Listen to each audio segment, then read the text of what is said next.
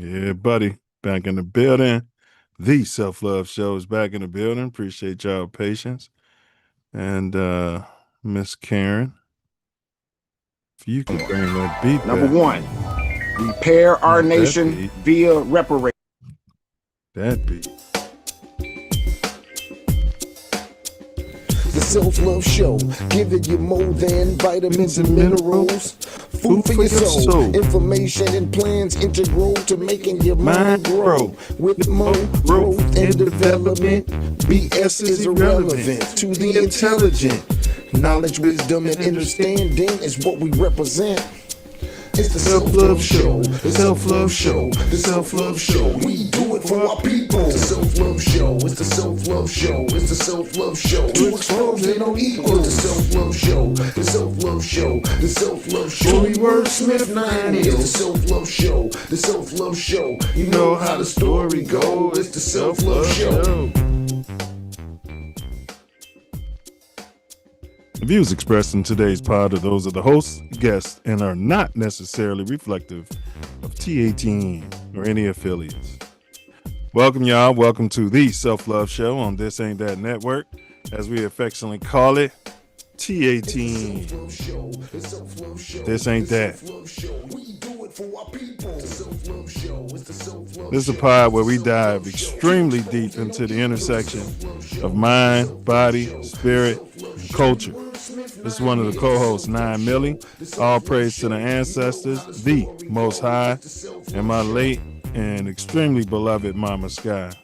I think about you every moment. Today, we're pulling back the curtain on one of the strangest pairings in modern geopolitics. Donald Trump's fixation with Venezuela and Greenland. Two places with nothing in common on the surface. One, a collapsing South American nation in a political freefall. The other, a frozen Arctic territory owned by Denmark. And yet, both became recurring symbols in Trump's speeches, interviews, and foreign policy theatrics, indicating that they're both in America's crosshairs. In tonight's episode, we're asking the questions that cut deeper than the national narrative and the headlines that are controlled by 13, 14 families in the Baphomet. Why these places? Why now? Why did they represent in Trump's strategic imagination? How did these two nations shape United States policy, global reactions, and the media narratives that follow? And what do they reveal about the way power, symbolism, and spectacle collide in American politics? What was the other side doing, meaning the Democrats? The sanctions, starving the people out? This is the real story behind Trump's vis-a-vis the United States of America's fixation with Venezuela and Greenland.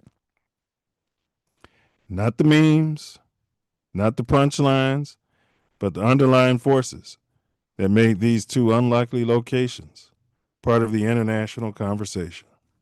So, whip out your self-love vision and your 10 hats. This is the Self Love Show, and this is the revolution. And the revolution will not be on YouTube, however. These are lessons, not lectures. We're live and live in color, and today is Tuesday, January 6, 2026, one day after J5, yo to all the guys. And as always, you cats can be anywhere in this magnanimous universe, but thankfully, we all chose to be here together. Here together. Bear down, bear down, bear down, brother Wordsmith. What you manifesting today? Love, man. You know me. I'm manifesting love. What you manifest? Ditto, good brother. Pure, magnificent, unfettered, unfiltered. Some have claimed it's harsh, others say tough. But I can assure you it's self-love just the same. No doubt, my brother, no doubt.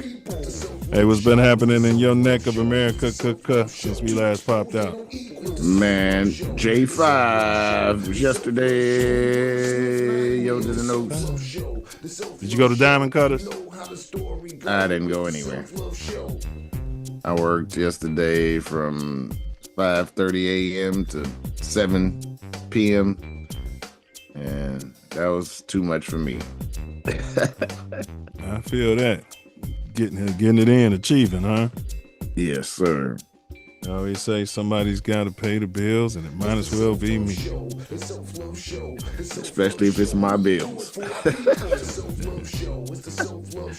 Yeah.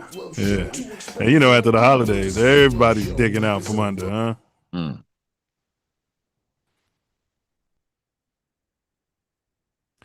All right. What to expect on today's shebang? All right. We always started out with the Self Love Show quote of the day. And then we have our more growth and development platform video. That's like 50 seconds. We're going to run that so y'all can know what the foundation is that this show and this network is standing upon. Tattoo Tyranny.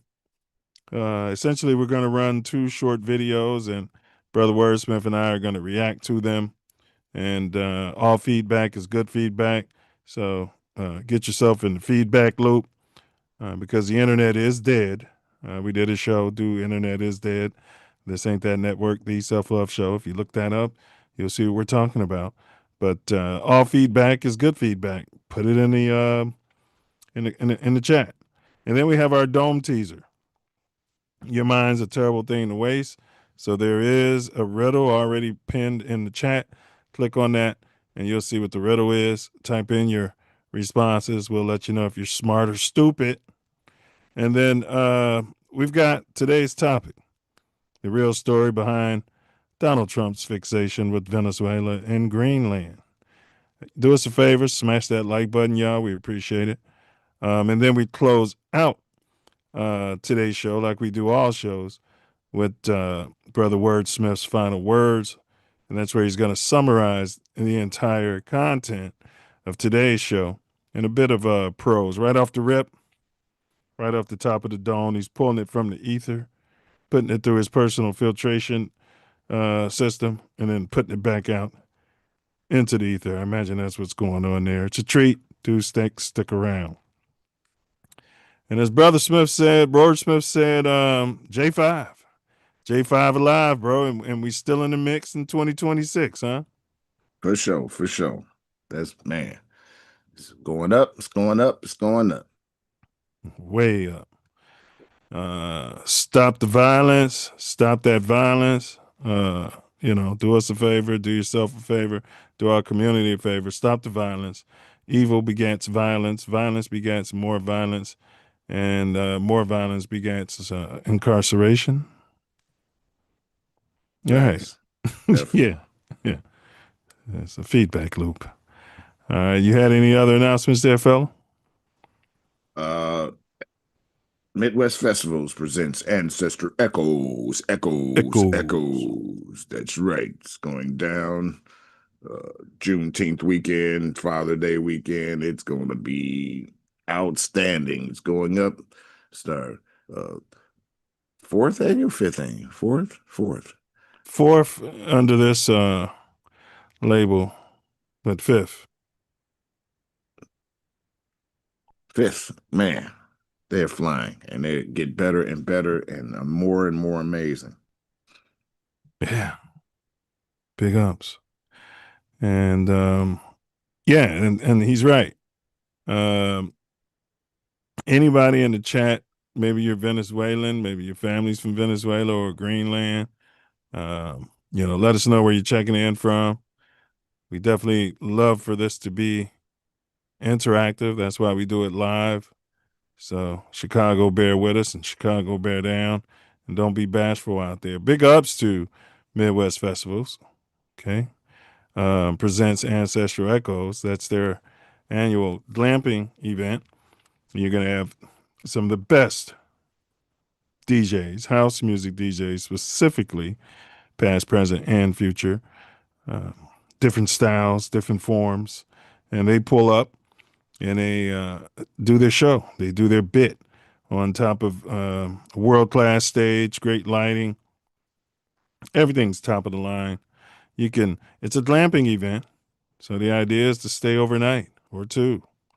And you can have a trailer drop shipped out there for you. Nobody has a problem with that. They have tents available, or you can bring your own tent, but you got to let it be known. Got to let it be known. And these spots fill up fast. Or if you're an experienced glamper, you can bring your own equipment out there and get out under the stars, the starlight. There's limited light pollution out there. Great music all night long. People are out there with their different wares, barbecuing and their elixirs. And it's just great camaraderie. And I guarantee you, if you come there alone, you won't be alone. And people will pull up by 6 degrees of separation who you probably weren't uh, expecting to see there. So, Ancestral Echoes, Echoes, Echoes, world class event. We can't explain to you how it feels. It's very cathartic, but you got to be there. Okay. Big ups. Ancestor echoes, echoes, echoes. You gotta be there. Yeah, you just got to be there. You know what I Man, mean? only way around. It's the Yeah. only way. No words can No. explain. No video, not even the sounds. If you hear the video, see the video, it does it no justice. Yeah. Cathartic. All right. And then big ups Tay Mills Aesthetics, licensed, bonded, fully insured. All of our sponsors are copper colored, owned, operated, and everything. Multicultural skin, body, and weight loss pro. If you find yourself in sunny Southern California, reach out to Tay Mills Aesthetics and you need an esthetician, the best in LA. Karen, can you put that link into the chat? Click that link, www.taymilzaesthetics.com, and book your appointment and tell them the Self Love Show sent you and for your 9% discount off services. All right, and then we got Bella B. Bella B. Bella B Designs. Maybe you need something put on a sweater or sweatshirt.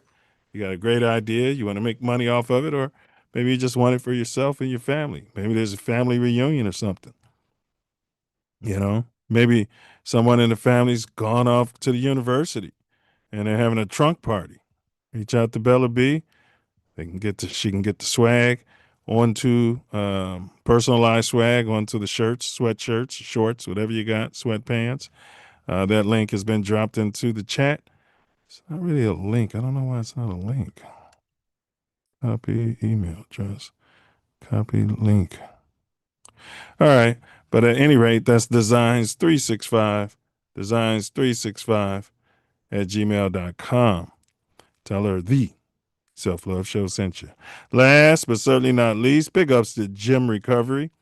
Find yourself in a pinch. Maybe you rode over a pothole and Pookie and Ray Ray and the Venezuelans are out there staring at you. Country just got blown up. You know what I mean? Maybe they're a little angry.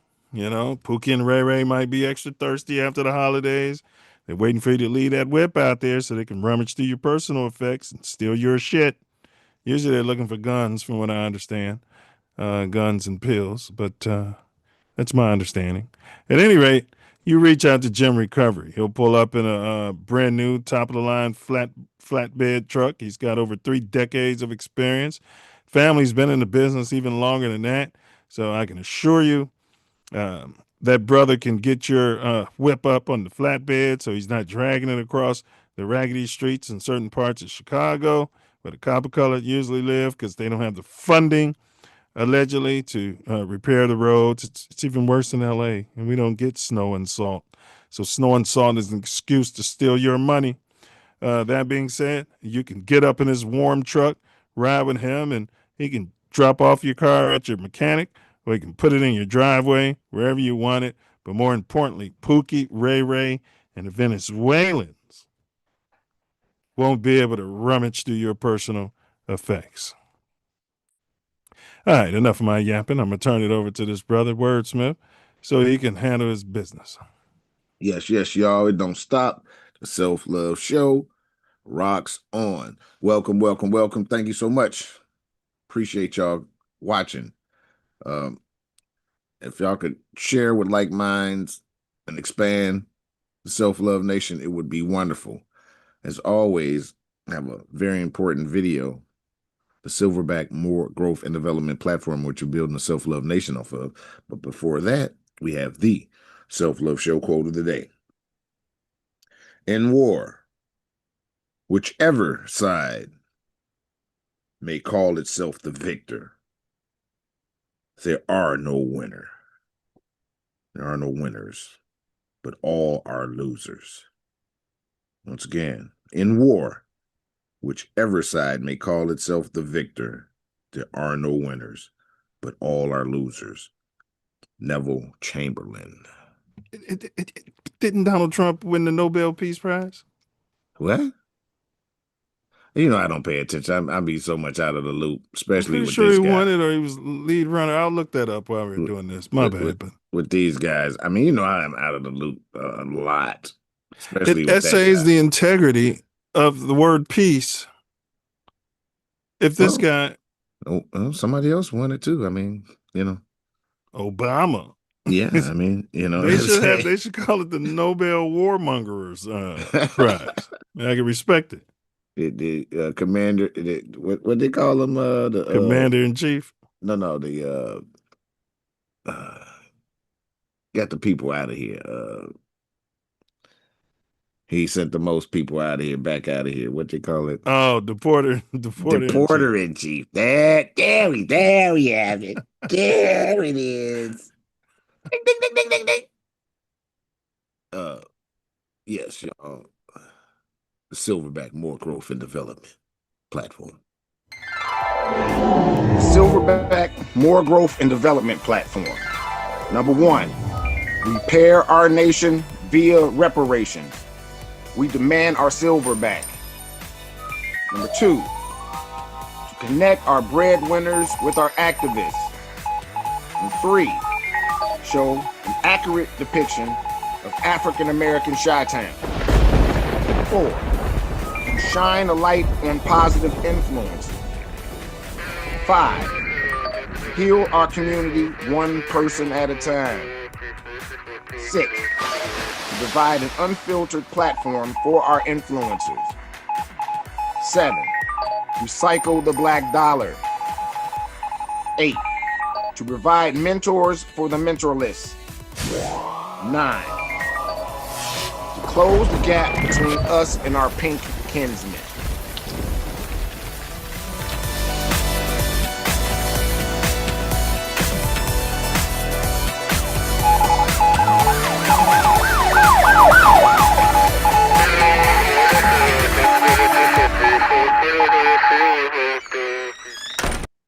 Number 10, protect our women, children, and men by any and all means necessary. That part right there. I can't write this. So, no, Trump didn't win, though he was nominated multiple times for the Nobel Peace Prize for his diplomatic efforts, such as the Abraham Accords. But the prize has consistently gone to other recipients, with the 2025 award going to Maria Corina Machado. Despite his administration's disappointment and lobbying, he never secured the award, though he did receive the lesser-known FIFA Peace Prize in 2025. Who is Maria Corina Machado, you may ask? She's a Venezuelan politician. Mm-hmm. You think he was butthurt? Wouldn't put it past him. Said, yeah, let's go in there and get him. Let's blow it up, and yeah, I'll show you peace. Maria Corina Machado is a Venezuelan politician, activist, and prominent leader of the opposition to the administrations of Hugo Chavez and Nicolas Maduro. So she didn't like the guy who we just went in and kidnapped. She served as a member of the National Assembly of Venezuela. So I don't know. She seems like she's part of the whole thing. If you know what I mean. I mean, you know, it's hard to tell because, the United States has a history of putting people in office and then removing them. True.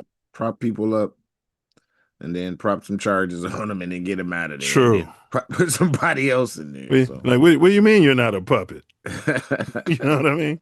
All that money we get. In fact, you're a criminal. Yeah. You're a war criminal. Yeah, that's right. You're part of a drug cartel and that's right. Exercising all kinds of things. And then the next thing you know, they get them out of there. Yeah.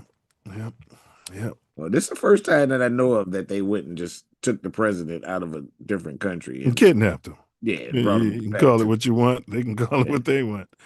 Yeah. I don't know. We'll get to it. We got a warm up poll question here. In case you missed last week's show, we covered the top 9 most compelling UAP proofs in history. That show has been suppressed. We left so much data on that show. So I advise you to what? Check it out. Check it out. Thanks. But the poll that's on the channel, and we'll drop a link in the chat. Why did the United States attack Venezuela? Okay. Brother Wordsmith lives in South Shore. He probably knows why we attacked him. Number 1.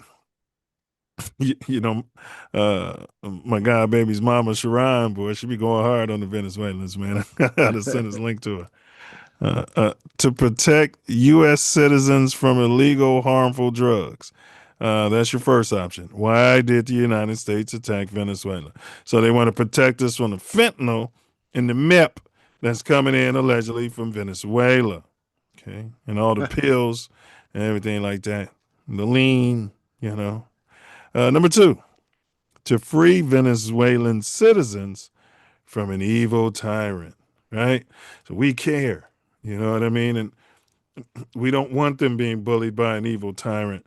So we're going to go in there and free their citizens. But if they come to our country, we're going to send their ass back right to where they came from.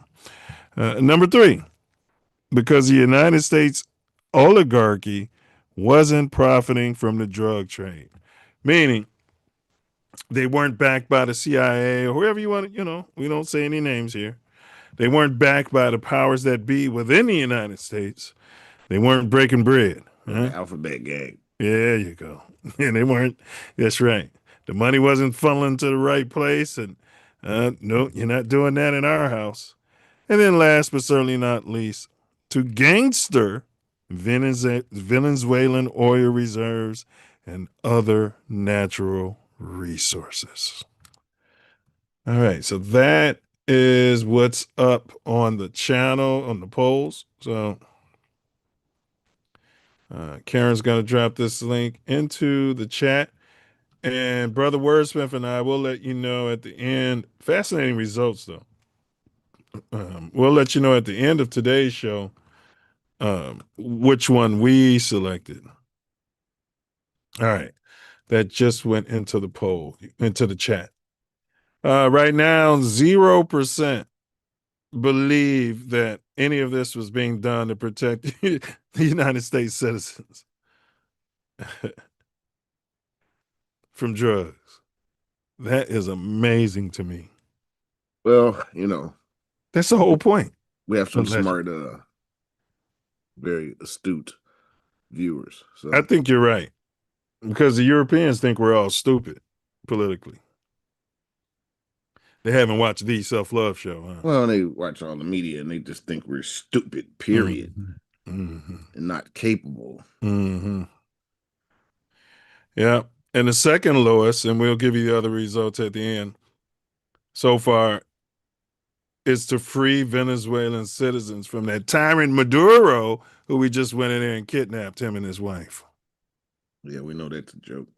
That's amazing. We don't even buy the programming and the propaganda anymore. But yet our Congress and our Senate and our lawmakers just sit there and take it. Take that. Oh, no, the lobbyists run them. I see. All right, y'all.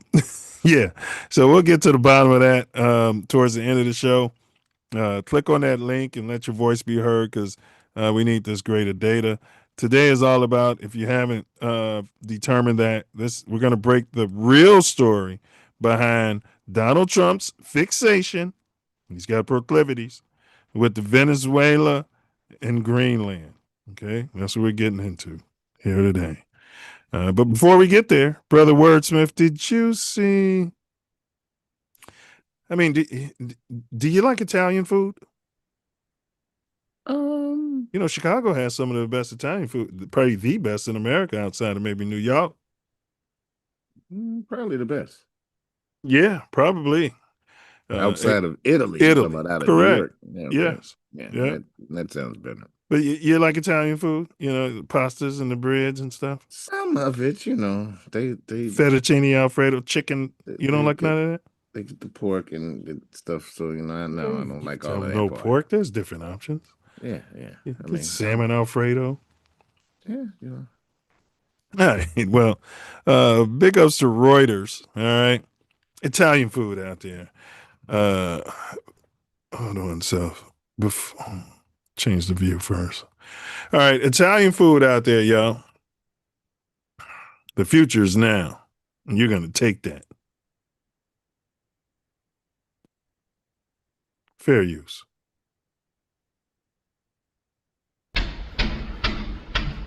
Right now, there's a lot more questions than answers when it comes to what the Trump administration is doing. What the hell's going on? That's not the right one. Trump said, Are we, Karen, can you get off the phone with 12? Wait, what the hell? Trying to make sure it's not me. Oh yeah, I did that wrong. Can you go to the next one? We have to realign these. In the home of pizza, pasta, and tiramisu, this machine is 3D printing a plant-based pastry. Whoa. It's one of a series of developments underway at Italy's public research agency, ENEA. From nano tomatoes for space cultivation and sweet treats made from lab-grown fruit cells. Its scientists are out to push boundaries in the quest for sustainable, nutrient-rich snacks.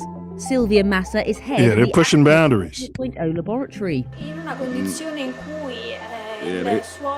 In a world where arable land is shrinking and climate change forces us to rethink food production, the goal is to keep making what we are used to eating.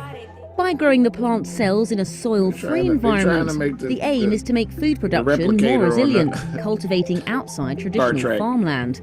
And the technology could also be useful in resource-scarce settings such as war zones, says Ermanno Patricia, director of ENEA partner ELTHub. This is fruit for astronauts. We clearly cannot take fresh fruit on board, but through a 3D printer of this type, they can feed themselves with the nutritional properties of fresh fruit. Staying on Earth, we could certainly think of all those people who have dietary difficulties and for whom eating fruit is not so easy. Here, under the appetizing and appealing guise of a chocolate, it is actually possible to introduce all the nutritional properties found in fruit. This is scary. Got to make it look like chocolate to make your dumb ass There's eat it. commercial potential too. An ENEA survey No, found that's all they do is 59% not of tell you that respondents they're doing willing to this and try put it in the such food. foods. Make it cheap. When consumers realize they can be part of a virtuous process, Like they Campbell's. often accept something unusual or a slightly higher price. Didn't Campbell's CEO talk about they had 3D meat in the soup? Yeah. For poor people.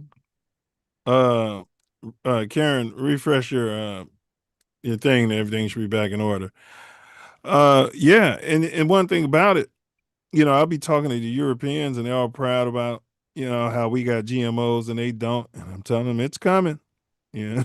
You know what I mean? Shit, that ain't even that probably can't even be classified as GMO. It's not, but it's coming. Yeah, well, shit, They talk about how whole worse- their food is. worse than GMO. Yeah. 3D printing. They're gonna be like, oh, it's whole food. Yeah. At least they definitely gonna not tell us here. They don't have to. Yeah, they don't even have to tell us when it's GMO no more. No. So they definitely didn't tell us that it's 3D printed. The CEO of Campbell's let that out the bag. Yeah. Didn't he get fired right after that or something? If he Maybe he was should have. retiring I and don't. getting his, yeah. No, that motherfucker, he was very offended that somebody asked him about eating that. He doesn't eat it. Of course he doesn't. Why is he offended? Because somebody implied that he might. And he's like, that's poor people's food. Oh, yeah. Did it. You know, you don't switch, you know. Yeah. Full of never salt. Eat that. Yeah, that's right. It was in a board meeting or something that somebody, yeah. He was pissed. Yeah. Yeah, but that's Italian. That's the future for Italian food there, fella. Yeah, I mean, that's the future for all food, unfortunately, if things aren't snatched up and treated in a better order. So you see a world where we'll have a microwave, and right next to the microwave, we'd have that Star Trek 3D printer, and we can just print what we want to eat. And if you think the average person won't do it, and we're eating all these processed junk, I think you're very disillusioned there, fella. I think there will not be a microwave, and there will just be a replicator at some point. Oh, you can just print up whatever you want. Yeah. It tastes like it. Guns, food. Well, I mean, shit. It's they already printing guns. The stuff you get now is, they're already printing the food. The stuff you get now is, it's not really food. Your body doesn't recognize it. Yeah, that's true. That's true. All right. Y'all like, share, subscribe. Today's topic, the real story behind Donald Trump's fixation with Venezuela and Greenland. Y'all, please smash that like button. We got one more for y'all that we're going to react to before we jump right to the topic. We talked a lot about artificial intelligence, haven't we? Yeah. Ad nauseum. Yeah. Well, now we got AI pranks. Uh-oh, something's going on with this thing out here. Big ups to Inside Edition. Did you reset the I did, and it's big ups to Inside Edition. And big ups to all the sponsors. Computers. Spawn. Okay, hold on. Let's see here. No, it's not.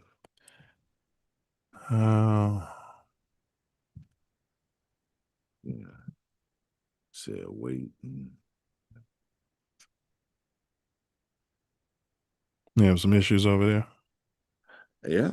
Plenty of issues out there. Ladies, imagine you're at work and your significant other sends you. Imagine you're at work and your significant other sends you this: a sexy maid cleaning your house while your man is home alone. Well, that's what Joe Mealy sent his girlfriend, leading to this text exchange. The cleaning lady's here. What? Thought we could use the help.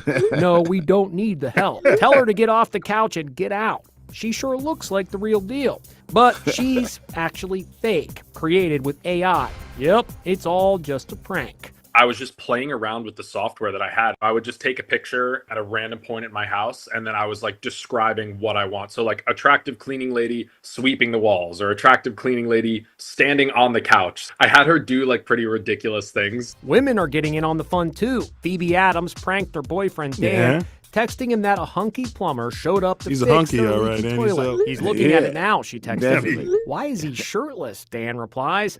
I don't know. He said he was hot. I'm like, what the hell is going on? Her boyfriend rushes home. Why was he shirtless? That's like not funny. I think it turned out really, really well. It was really funny. It's all fun and games sometimes. With AI technology advancing so much these days, it's difficult to tell what's real and what isn't. And that's leading to some very serious problems. All right.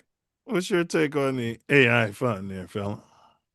Yeah, I would not partake in that, because that those type of pranks are leading to problems at home, and I just prescribe on picking and choosing your battles, not creating them. Not creating them. Yeah, like dude could have came home and said all types of shit. Probably walked out his job. Yeah. Could have lost his job. I knew you was out there screwing everybody.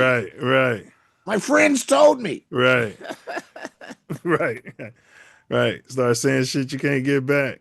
Oh yeah, once you come out of there, it's in that. It's there forever. It hits the Or eardrum. came right in there and knocked her out. You know what I'm saying? Oh wait, yeah. And how does court handle that? Either way, you're going to jail. Yeah, it's gonna be probably no, that's gonna be premeditated if you got to come all the way home to do anything. Well, we're going. You thought about it the whole way there. Ain't no Whole second degree way nothing. there. Ain't no second degree nothing. And you didn't punch the hunky. Your intent wasn't to punch the hunky. Didn't they call that man a hunky? Hunky, yeah. Yeah. H-U-N, yeah, but it sounded very much like H-O-N. I fail to see the difference. Fail to see the difference. All right. The real story behind President Donald Trump's 45.7 fixation with Venezuela in Greenland. Okay. Before we jump to topic, we got a dome teaser. Your mind's a terrible thing to waste.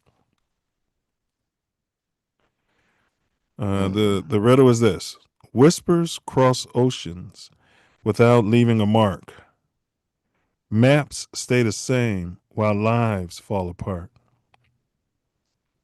I arrive without knocking, yet flags start to change. What am I in this game that's weird and strange? Whispers cross oceans without leaving a mark. Maps stay the same while lives fall apart. I arrive without knocking, yet flags start to change. What am I in this international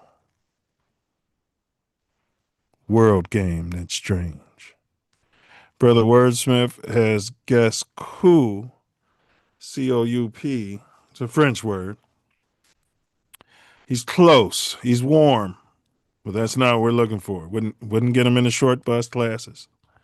People wouldn't accuse him of not doing the work at home on his own. They wouldn't accuse him of not thinking. They wouldn't accuse him of being a retard at the William H. Ray School. However, he's warm. So, cool. It's the first guess, you guys. So that should get you guys closer to where you need to be. You have until the end of the show to solve it. If Brother Wordsmith, who normally solves it, doesn't resolve it, then I'll go ahead and let you guys know at the very close to the end of the show. All right, Brother Wordsmith, everything should be squared away with the show run. Enough of the appetizers out there. Let's quench Self Love Nation's thirst. All right, I'm with it. Like, share, subscribe, y'all. We jumping to the topic right now.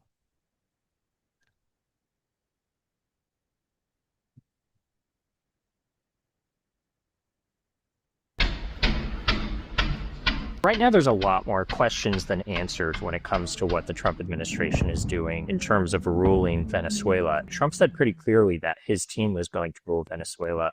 But at this point, the Trump administration is in a way backtracking on this. Marco Rubio has said, we're not actually running the country, but we're working with the current leadership in Venezuela. Changes of all kinds, long-term, short-term, we'd love to see all kinds of changes. But the most immediate changes are the ones that are in the national interest of the United States.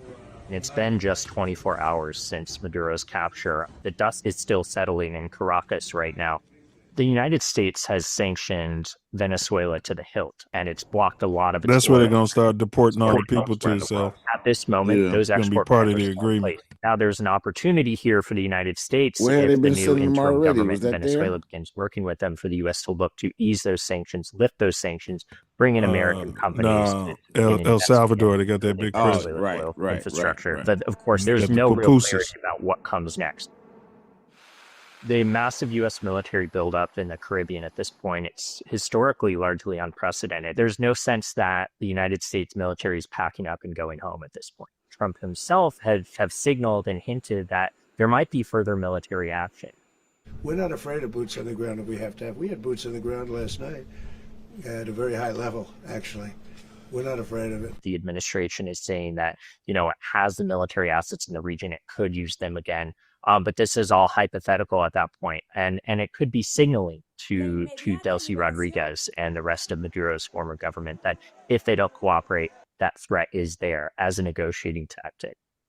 I wanted to do business. My brother became famous, All right. and we had an opportunity. Let's get to it. Let's get to it. Oh, I don't even know I wasn't on. That ended like woo. Right. That's their production values. Yeah. He was in the middle of talking, and pretty much, and it just ended. I thought more was coming. It's crazy. Is they said, you know how Trump be up at 4 a.m. tweeting. He was saying, yeah, we're in control. You know, he was a little too honest there. Yeah, we know you're in control. So Marco Rubio had to pull that back. I don't know who believes that that's actually Trump tweeting, but okay. You know, you don't think it's him? No, I do not. Who is it? Some sort of AI or something, because that dude is he's Biden 2.0 with the old age and walking around there not looking healthy and all of that. So yeah, eating McDonald's every day. Yeah, a Big Mac, a quarter pounder, a fish sandwich, and some fries. Is that what he eats every day? Every day. Or is it double cheeseburger? Wait a minute. It's I don't I Are you think serious? I might have it. Yes. It's like 3 or 4 of those sandwiches and some fries every day. His innards have got to be ruined. Man, I don't think it's the same individual that we see every time he's in public. Oh, they got a body double? Or 3 or 4. Just like they had with Biden. I mean, isn't it amazing how much Biden has improved since he's been out of office? I don't know. I haven't seen him. Yeah. Can't say he's improved. Why is he? Why? He speaks coherently and in regular sentences. He's not falling down or Well, he probably can when he gets some rest, man. Falling to sleep in the middle of. He's not 100 years old doing a 70-hour work week. He wasn't anyway. I mean, it was 3 or 4 of those guys. All right. Let's see here. Purpose of our show is to honor the fallen members of our community, vis-a-vis guys, for example, like George Floyd, R.I.P. We're a Copper Colored First network and show. So, and we're unapologetic about that. All right. We're at the bottom. Now we're here. So, till we're no longer at the bottom, that's what we're about. And we're here about the MOOR Growth and Development Program. You guys should have seen that video earlier. We're here to chronicle our story as opposed to his story in the media narratives.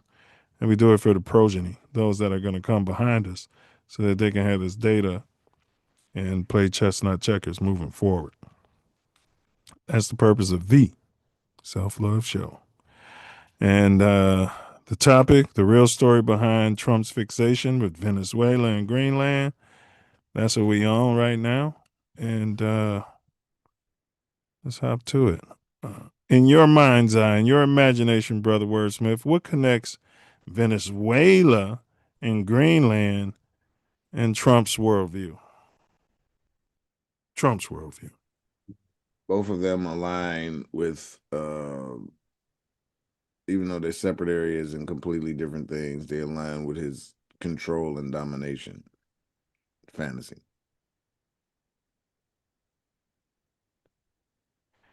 Okay. All right. Okay. Yeah. Yeah. Now, according to the I don't want to say the Borg. According to the Borg, the AI, both places represent strategic leverage points. Venezuela in terms of regional influence and natural resources, and Greenland as a symbolic extension of United States geopolitical reach in the Arctic. Analysts often note that Trump tends to focus on locations he views as undervalued assets. AKA shithole country. Yeah, he's something else. He's beyond something else. And the sad part is, it's not just him. Oh no, he's showing what it is. Yeah. All right, we got one. Let's see why Trump Hollies. Okay, that's wrong. All right. Fair use, y'all. This is from AP, Associated Press. The United States hit Venezuela with a large-scale strike early Saturday and said its president, Nicolas Maduro, had been captured and flown out of the country. Here's what to know. Multiple explosions and low-flying aircraft were seen in Caracas in the early hours of Saturday morning. Maduro's government immediately accused the US of an imperialist attack on civilian and military installations. US President Donald Trump posted on Truth Social that Maduro had been, along with his wife, captured and flown out of the country. He added that the operation was done in conjunction with US law enforcement. The apparent attack itself lasted less than 30 minutes. Right. Trump said in his social media post that the strike was carried out successfully. It comes after the Trump administration has escalated pressure on Maduro, who has decried US military operations against alleged drug traffickers as a thinly veiled effort to oust him from power. It was not immediately clear who was running the country, and Maduro's whereabouts were not immediately known. Right, not clear who was running the country, and his whereabouts at that time were not known. Yeah, that's some United States propaganda media. Can you imagine? Uh-oh. You know, I had to mute. Can you imagine if another nation came in here and kidnapped our president and first lady? War. World war along, and then said it's because of our laws in our country. War. You know, I mean, there's ways to go war. about it. I mean, that's you waging war when you go into somebody's sovereign land and remove their president. Yes. It's the whole point of the UN and all of that is what I thought. United Nations and all those other puppet regimes, you know, that was created by those families to United States of the Nations. Yeah. Why did Venezuela become such a recurring topic in Trump's public remarks? Because, you know, he's been, you know, talking about this a long time. Well, he's been talking about it, but it's said that they have the largest reserves in the world of oil. You know, I don't think that's the truth, but one of them, yeah, definitely. And I agree. Yes. You know, I had a guy in the military tell me that whenever we go in, we don't just go in for one reason. Oh, no. There's layers. Could be the oil and the drugs and the minerals. And, you know, maybe there's stuff there that's making, you know, computer chips. And to control, to have a, you know, to be in that area, you know what I mean, for the region, and to put in a puppet government. Like, we don't go in and spend all this money just for one reason. They're gonna get everything out of that invasion. No doubt, but oil is right off the top. You know that 100%. Yeah, yeah. But it didn't just start with this current regime. No. You know, Obama and Biden and all of them. Well, the Democrats just do, like you said, they do all these sanctions. And starve the people. Right. And make huge enemies of all the people, and instead of the regime. What happened? And then feel some sort of quasi guilt and say we're going to let the people come in here under asylum, and not realize that some of these people coming in here don't like us for that reason. Some of them work for the Venezuelan government, and some of them want to kill us. Yeah. Right? Yeah. Most times when there's a poor regime in but I don't know what to think. Everybody they say was a dictator. The people didn't really think they were dictators. Yeah, there's always two sides of it. You're right. And the media propagandize always that Cuba's leader, Libya's leader, yeah, that they're doing the Gaddafi, right thing. Yeah. Fidel Castro. But then you'll get some people from those nations who confirm that they're dictators. Yeah, you're right. But some of those people are compromised. Very much so. Yeah, my wife was watching The View, and I come through, and this is the Latina, the one playing the Latina character on there. She hates Donald Trump, but she hates everything he does. But she's kind of happy that he did this because these guys who are running that country are supposedly so evil. Yeah, And that's how Trump's able to do what he does. Well, I mean,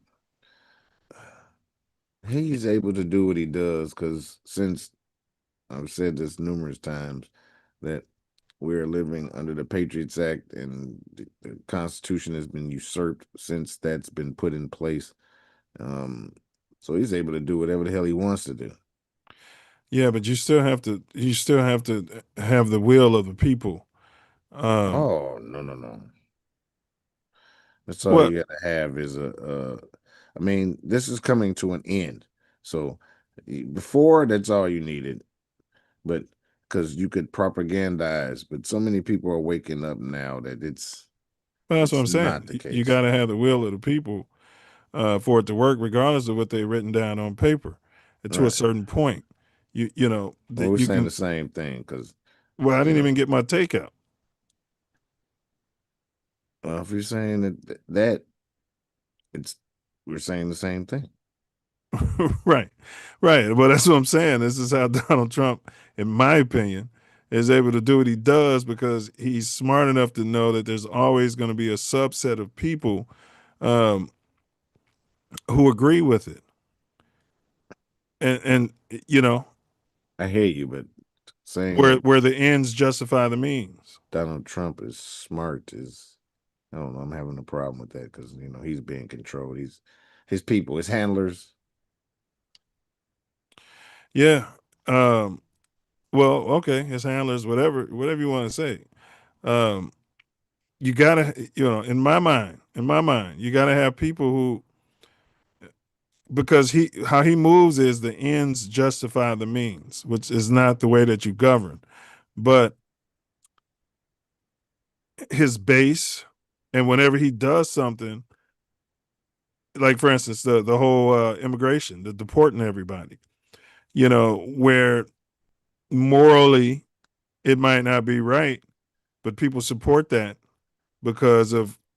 It's the same with both sides. I mean, because they were supporting what Biden was doing, what he was saying.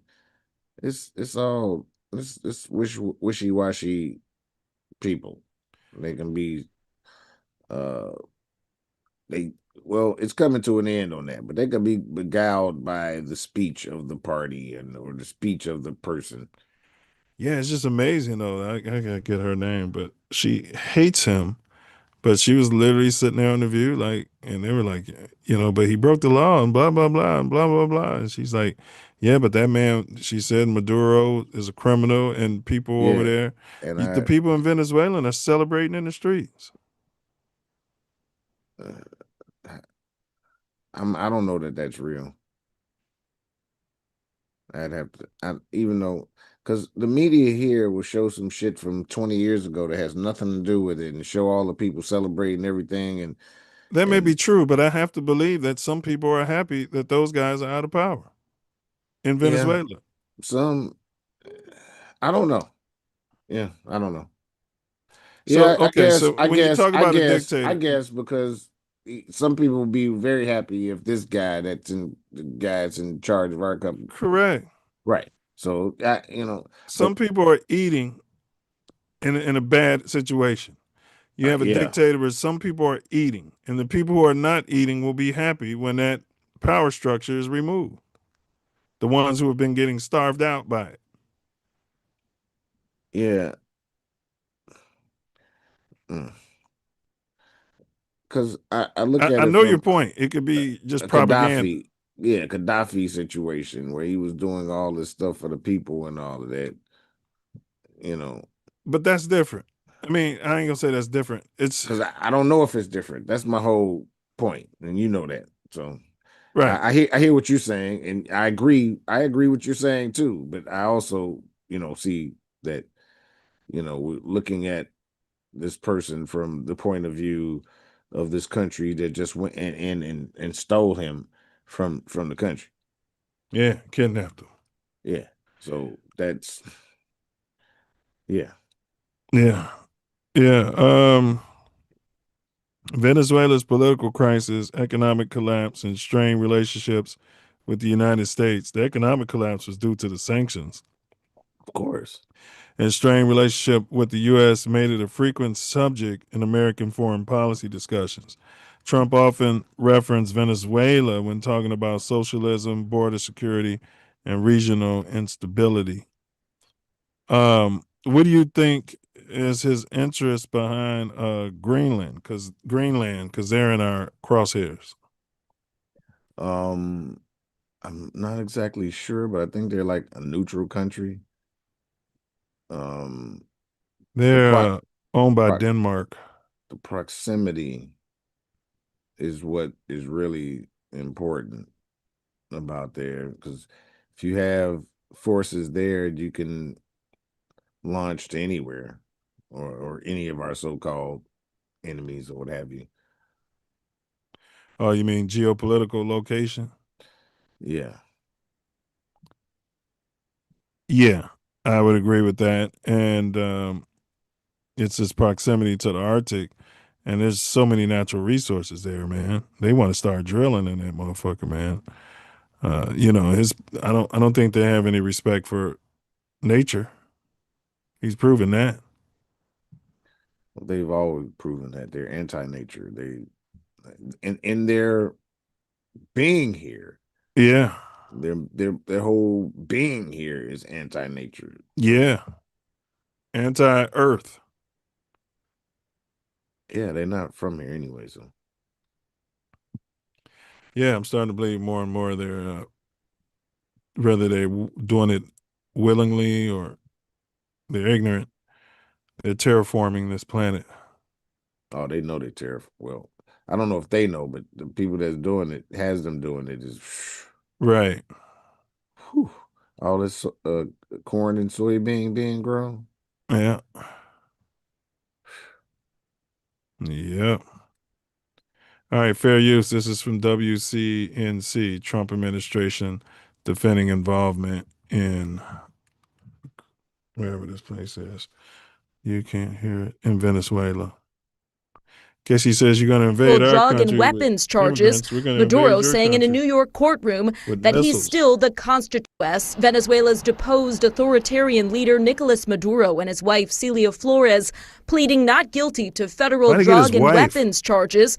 Maduro saying in a New York courtroom that he's still the constitutional president of Venezuela, calling himself a prisoner of war. U.S. Attorney General Pam Bondi defending the Trump administration's move to capture and remove Maduro, accusing him of bringing tons of drugs into the U.S. President Trump has repeatedly said the U.S. is now in charge in Venezuela, even as interim president and Maduro loyalist Delcy Rodriguez was formally sworn in. While in an exclusive interview with NBC's Kristen Welker, President Trump they swore in a Maduro loyalist, so I'm going to remove wordsmith and put in wordsmith's loyalist who's a puppet. No, the country did that. So Maduro left, and the people still trying to stay in control. The regime, yeah. Yes, they did that, not the the invaders. That's not our puppet. No, because the invaders, they just snatched him and got out of there. They didn't take control of the country. I don't know what he's talking about. There's no evidence that they took control of the country. They're going to put that lady in charge who beat Trump out of the Nobel Peace Prize because she's part of the 14 families in my mind's eye. I mean, if they put her into office, asserted then the it's a puppet regime. Yeah. So I mean, is that her? anytime. That's not her, right? That's not her, right? No. Anytime right. you're getting a Nobel Peace Prize, you're part of the establishment. 100. Well, I don't want to say 100% because it might be somebody who not just did some shit. Yeah, it might be. Yeah, but a while ago, now I know 100% you're compromised. Yeah. Yeah, I think 100% now you're compromised. Yeah, because Dr. King got it. We don't know if he was compromised or not, but Malcolm X didn't get it. Yeah, Dr. King. There you go. U.S. is at I think he was war with people. I think he said it at the end, like, I took my family into a burning house. Yeah, but that doesn't mean he was compromised. He could have It just doesn't been mean ill-informed. Some of the stuff he did could have just been misguided. It could be. It could be. That's true. That's true. It also could be he was compromised. Right. Welker President Trump asserted the U.S. is at war with people that sell drugs, not with Venezuela, as Democrats slam the administration for acting without congressional approval. Republican leadership defending the use of force after a classified briefing for the Gang of Eight top congressional leaders. Gang of Eight. Well, I mean, they might as well call it what it is, bro. Trump telling NBC News the U.S. may reimburse oil companies that help rebuild Venezuelan infrastructure, aiming for expanded oil operations within 18 months. See that? The oil companies are going to get reparations. Well, the oil companies are there as a result of NATO and the U.S. That's what I couldn't think of, NATO. Yeah. Yeah. NATO. It's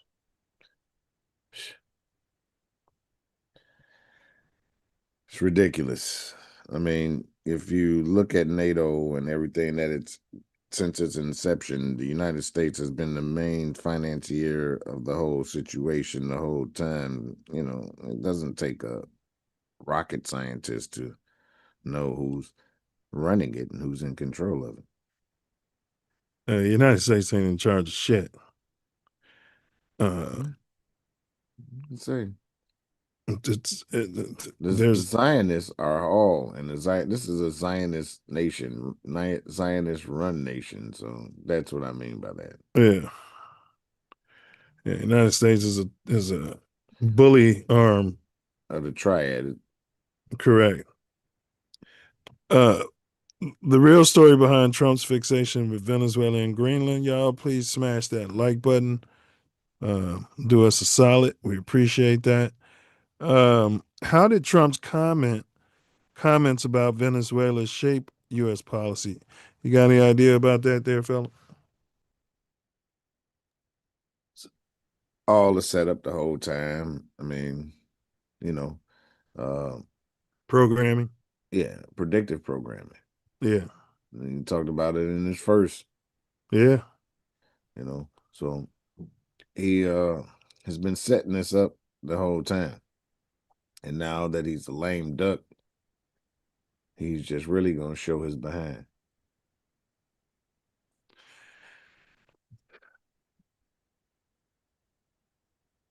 Yeah, and I can't help but think that both parties are involved in this shit. Yeah, I mean, everything. Can a bird fly with one wing? No. And two because wings it's of the history bird. repeating itself with Iraq and Saddam Hussein. Over and over and over and over. And all these families are related to each other. Yeah. All these politicians go back and they're related and they're going back to the crown. Most of them. There's some ish people. All of them ain't in that line, but they in a different line. That's You talking about the Bavarians? What's it called them? Azanakis? Yes.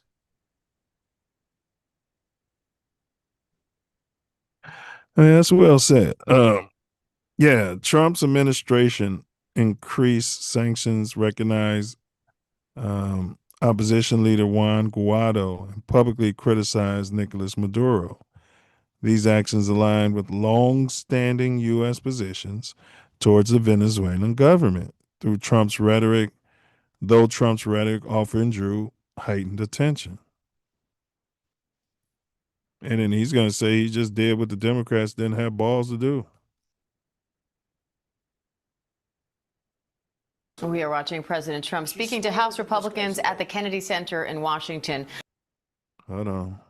Fair use. The Trump Kennedy Center. They're going to change that as soon as his ass out of office.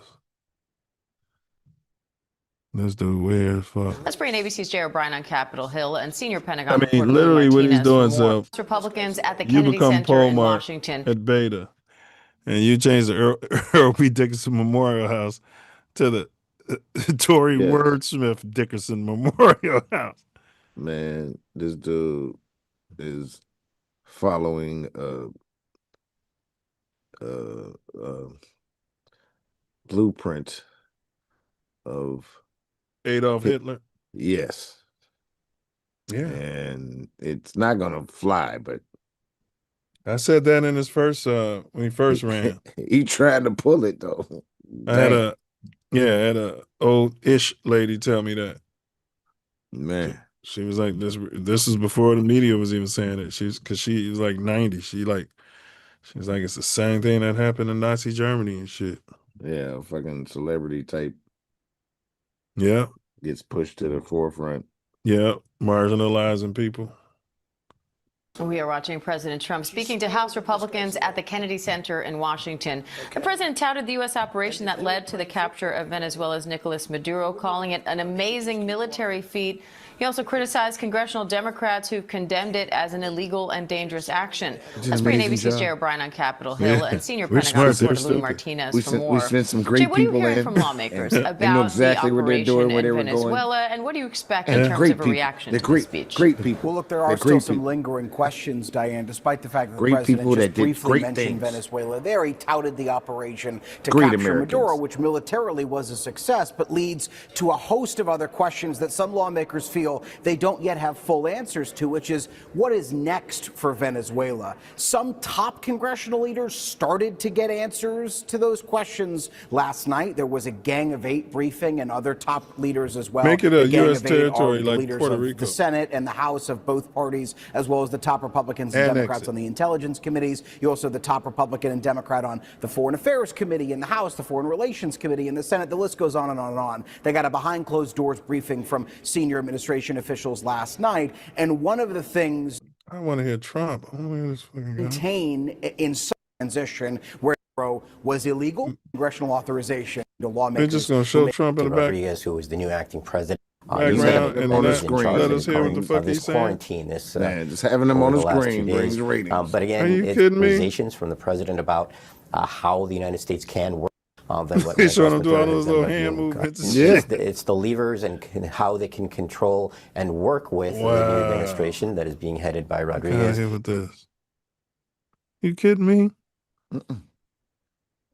All right.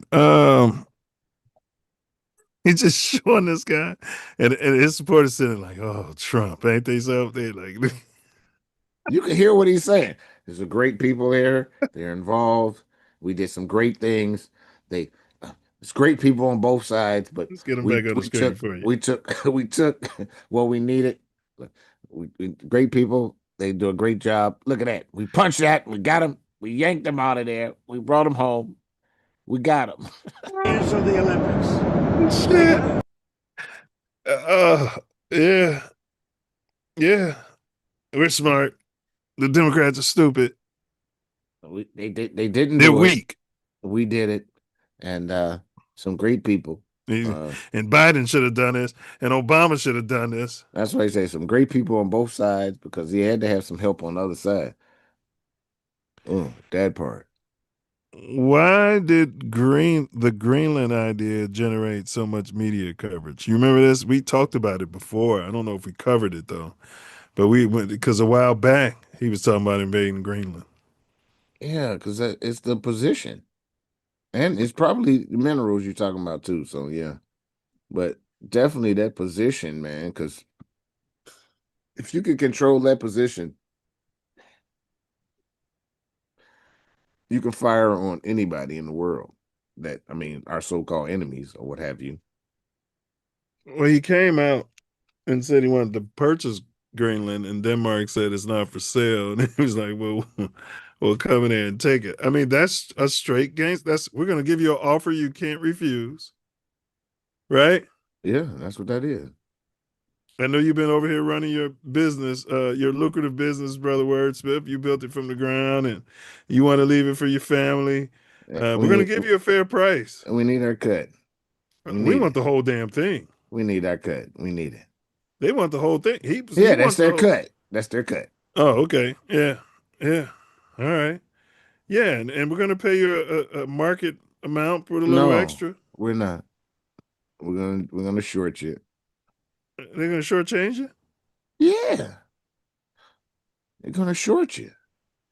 They want to take it. They don't want to, they want it for short money, or they're gonna take it. They usually pay you. No, they usually pay you a fair. My understanding is they offer you a fair amount of money, bro. They offer you offer you can't refuse. Yes. It's still short money. That's why you can't refuse it. Because either you get that or nothing. That wasn't my understanding. I thought they give you a fair, like you should have taken the deal. You know what I mean? I thought they give you a fair amount. At least that's the way the movies portrayed it. Short. It's still short. I mean, because if you have it and it's a long-term thing, you're gonna have it forever. Right. No matter what they offer, it's short. Right. Yeah, because it wasn't for sale. Right. Right. So it's short. Right. Right. Yeah, I guess in that sense it's short. Why did Greenland? Okay, according to the Borg, the concept was unusual and it sparked global reactions. Denmark dismissed the idea while U.S. officials clarified that the Arctic remains strategically important. The story went viral because it blended geopolitics with an unexpected proposal. Yeah, he came out of nowhere with that shit. I mean, it's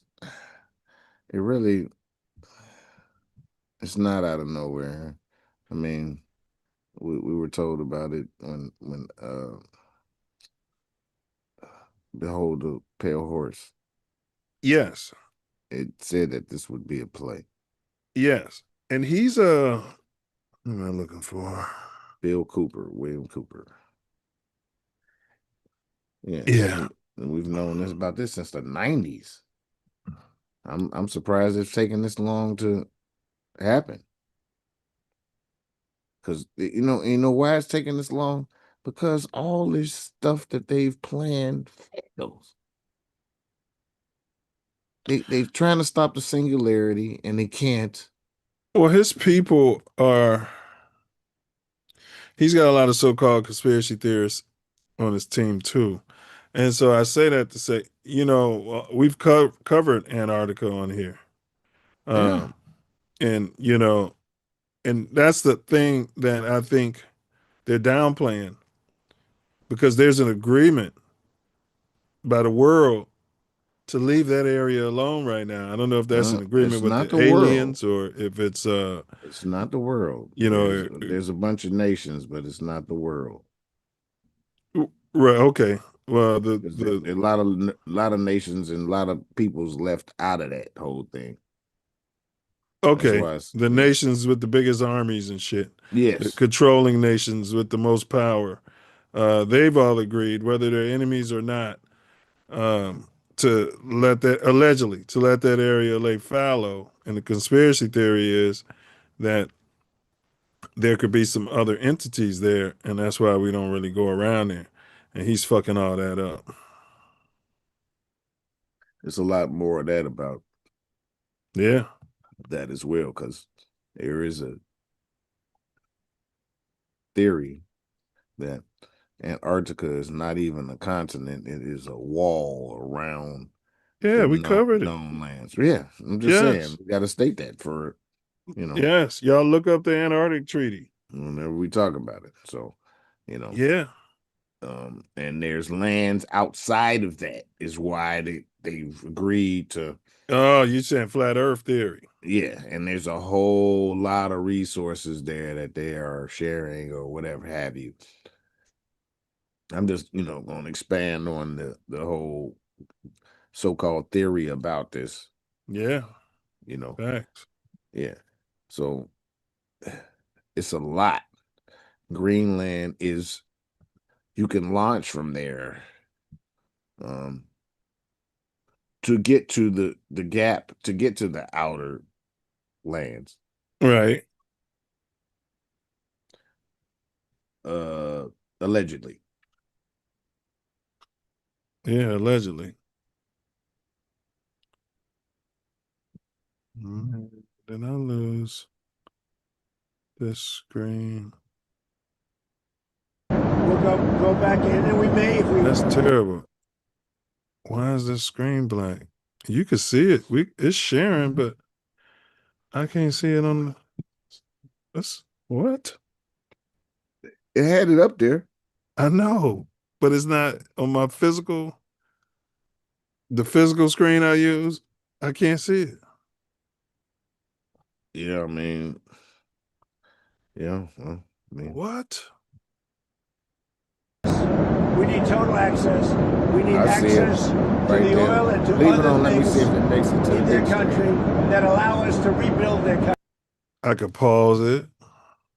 What are the things? But I can't see it. Roads that aren't built, bridges that are falling down.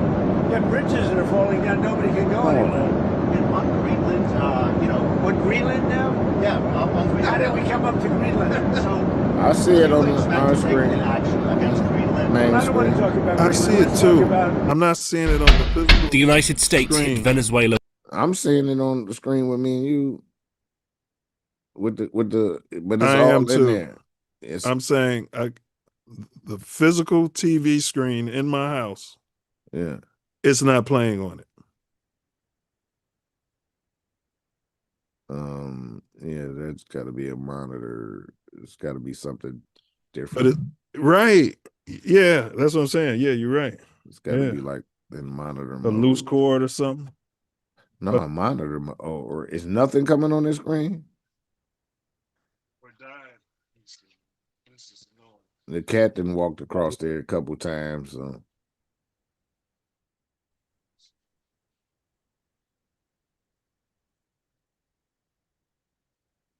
Got to push through and just kind of. It came on the main thing we needed it on.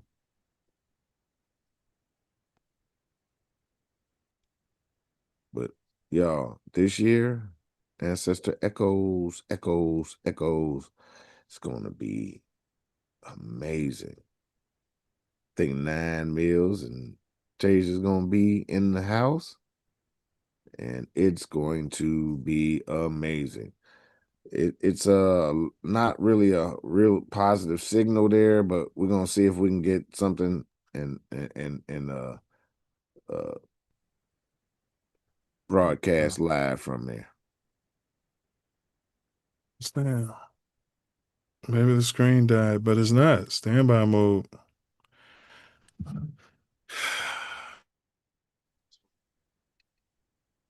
Yeah.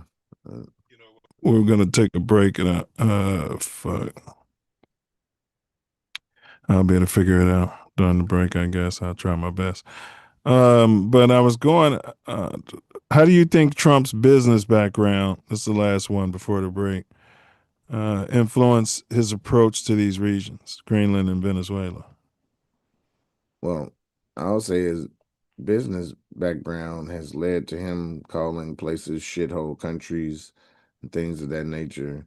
Is also how he's handled business is when he has a disagreement with the people that's doing his thing, he just bullies them, bankrupts the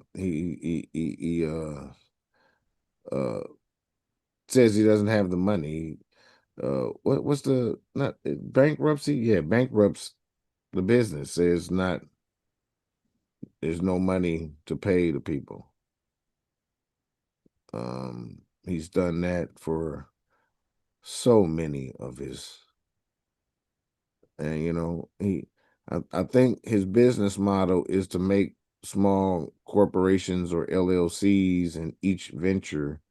So whenever he feels the need, he can just bankrupt it and screw the people that built it.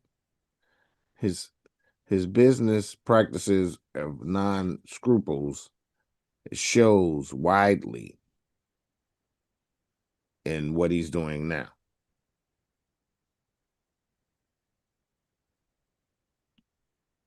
Yeah, he's definitely unscrupulous. Yeah, I just feel like, he's got that New York, that bully in him.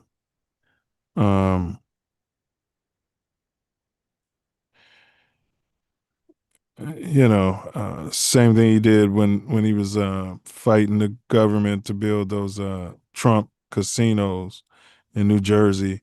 Same thing he did with the USFL and the NFL. He just bought it to.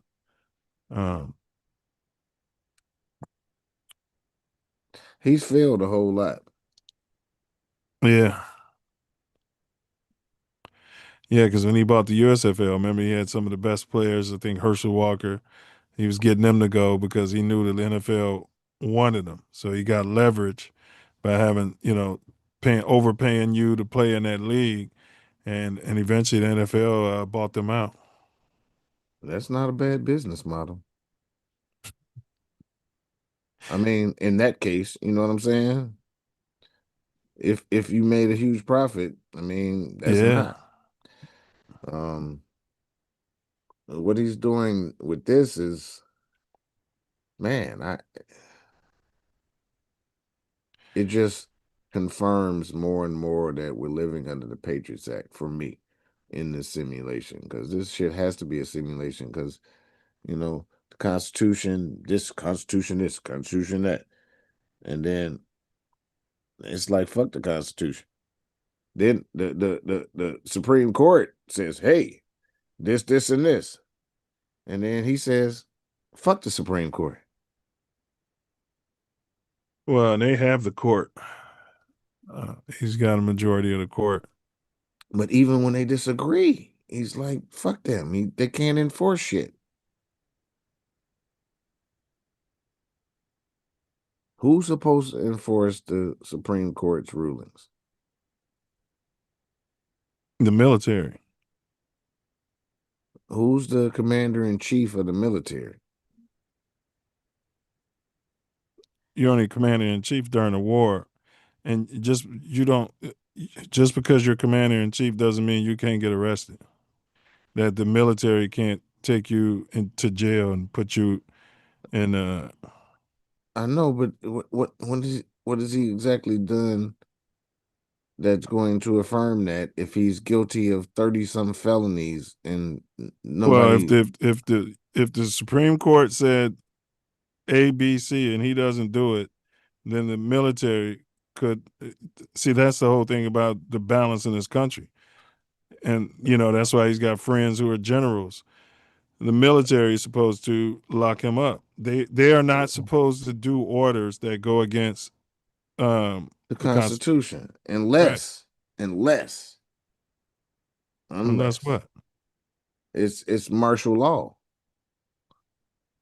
And then there's things you do that it goes above it. It surpasses the Constitution. And that's what I'm saying. But martial law is part of the Constitution. It is, but it makes a lot of stuff in the Constitution mute. But the Constitution allows that. Yeah. Who declares martial law? When they put the Patriots Act in, that surpassed the Constitution, in my opinion. They've not been operating on the Constitution. They've been having egregious conflictions with the Constitution since then. And it's nothing been done about it. in my personal opinion. Who declares martial law? Is it the president? I think they got to go to Congress and get. I don't know. I don't think so, but I don't know. And I'm the Patriots Act did. That's what I'm saying.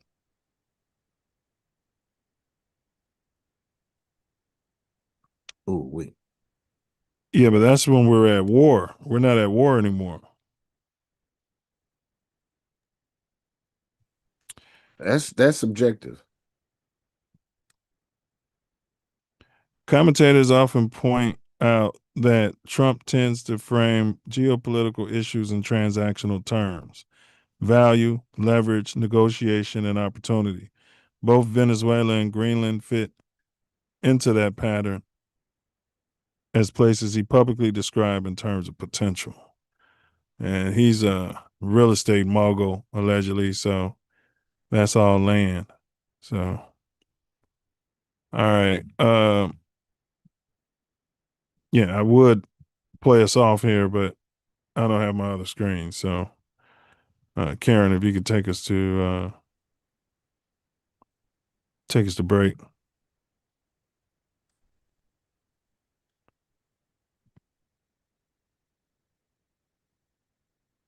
For sure. Love, honor, respect to the highest degree, and notice how we operate.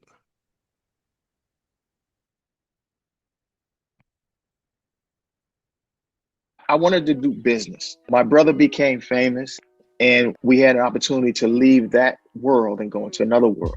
That opportunity came, hip hop hit.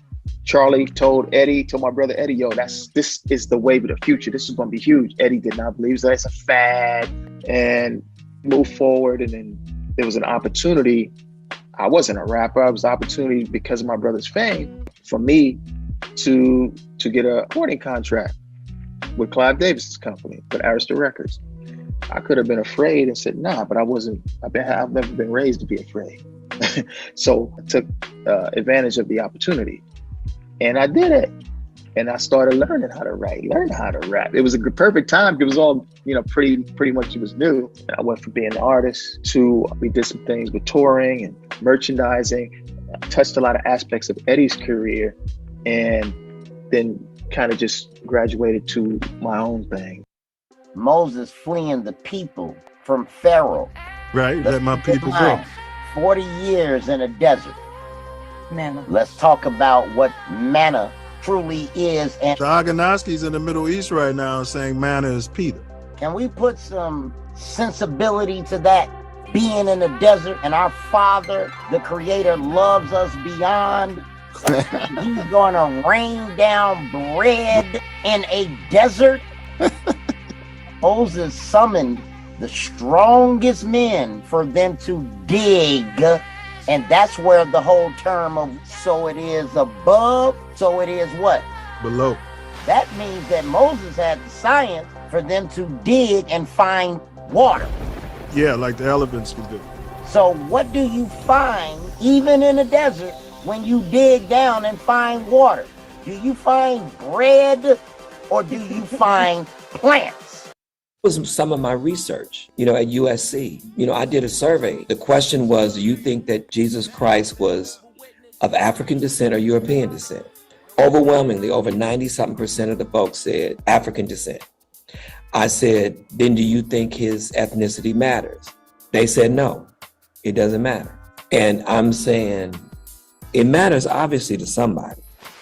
It does. Absolutely. And it matters to white supremacy. But whenever there's a book called The Color of Christ, the saga of race, I think in America, they track when, most people say, well, this is something out of Europe and, who was that? Michelangelo painted, Yeah. No, that ain't got nothing to do with why Jesus is white. Jesus is white because of America. Jesus is white because of white supremacy in the Klan. That's why Jesus is white. That's where that comes from. It didn't stick in Europe because they knew better. Hey, Cleveland, you better hide the markers from your kids. Somebody colored in your Jesus. Somebody colored in your ass with too much ass, fat ass. No, they're ignorant. That's ignorant. They're ignorant. That's ignorant.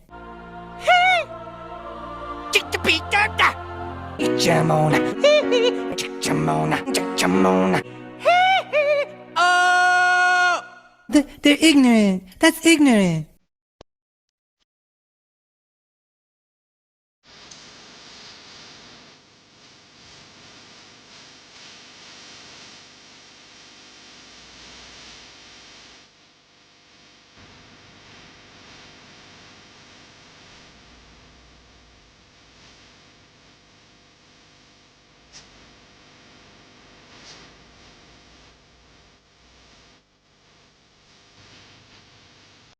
When I was 11, particular time I was going to the store, one of my siblings' birthday. I came out my building and I looked to my left.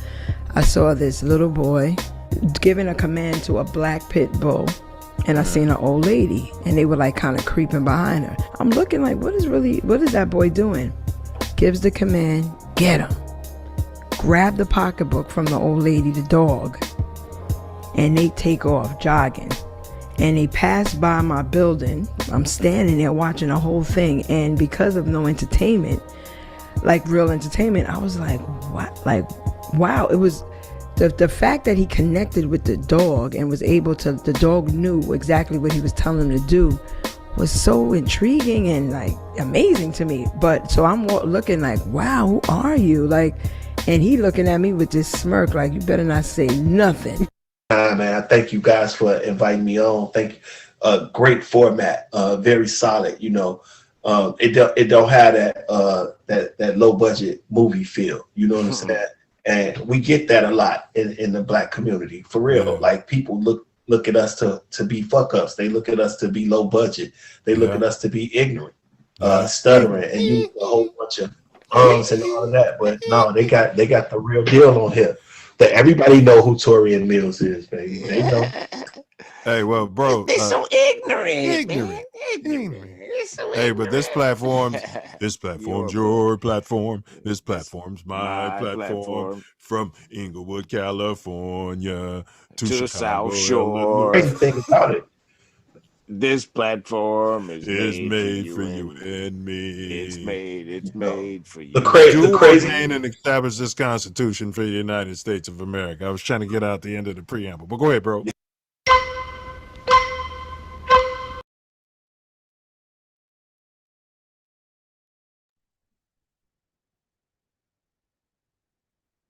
It's the Self Love Show. The Self Love Show. You know how the story go. It's the Self Love Show. We're back. You know how the story go. The Self Love Show. Well, we break it down to the lowest compound, from the highest phrase to the lowest sound.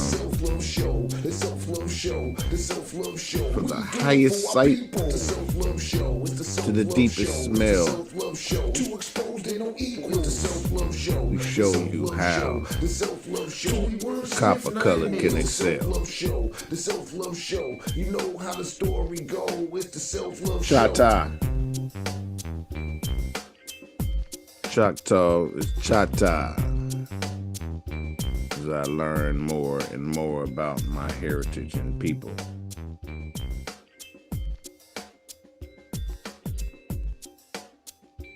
Yeah, man. I don't know. I had to reset everything. Screen's back working now. Never went off like that before. You already know. We talking about the orange dude. We said his name a lot of times. AI is whoo. Yeah, that part right there. Venezuela became a symbolic reference point in United States political debates about socialism, immigration, national security. Led by Trump, frequently used Venezuela as an example when discussing economic systems and governance. Didn't they have the problem when Hugo Chavez was in office? Hugo Chavez, wasn't he a boxer? Didn't he fight Sugar Ray Leonard in Manila? No, that's Julio Cesar Chavez. Julio Cesar Chavez, ain't it? Yeah, I guess. Damn, I done forgot the man's name. Hugo Chavez, yeah. Oh yeah, He's former president or emperor of Venezuela, whatever they call him. Yeah. And that when they started really, and didn't they put him in office? Oh, well, that's why the Democrats are mad. They're like, well, what's going to come next? But you could say that in everything. No, everything we tear down. No, all these places that have a lot of resources, we put people in there, and then when they smell themselves, or it gets worse, they might not even smell themselves. They might just rotate them out in and out.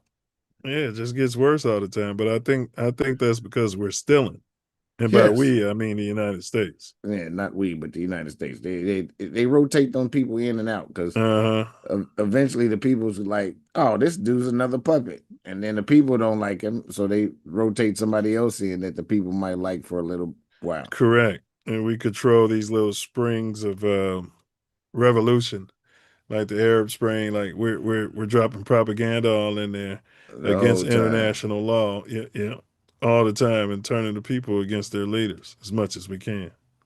And seeding and gardening the drug trades and all these ways we can make money in. And if we can't, companies. And then blow up your country. And publicly call it shithole. Yes, because of us. And if we can't, we're going to blow it. Same thing they do to the black communities. And if you can't, we're going to blow up your communities. And that's where they perfected it at. Yeah, and if we can't, we're going to blow up your community and take your leaders out and put them in jail. Right. Yeah, call them criminals. Yep. That's where they perfected it at. And they say that the Germans learned from America how to put their whole situation in motion. Facts. They sure did. 100%.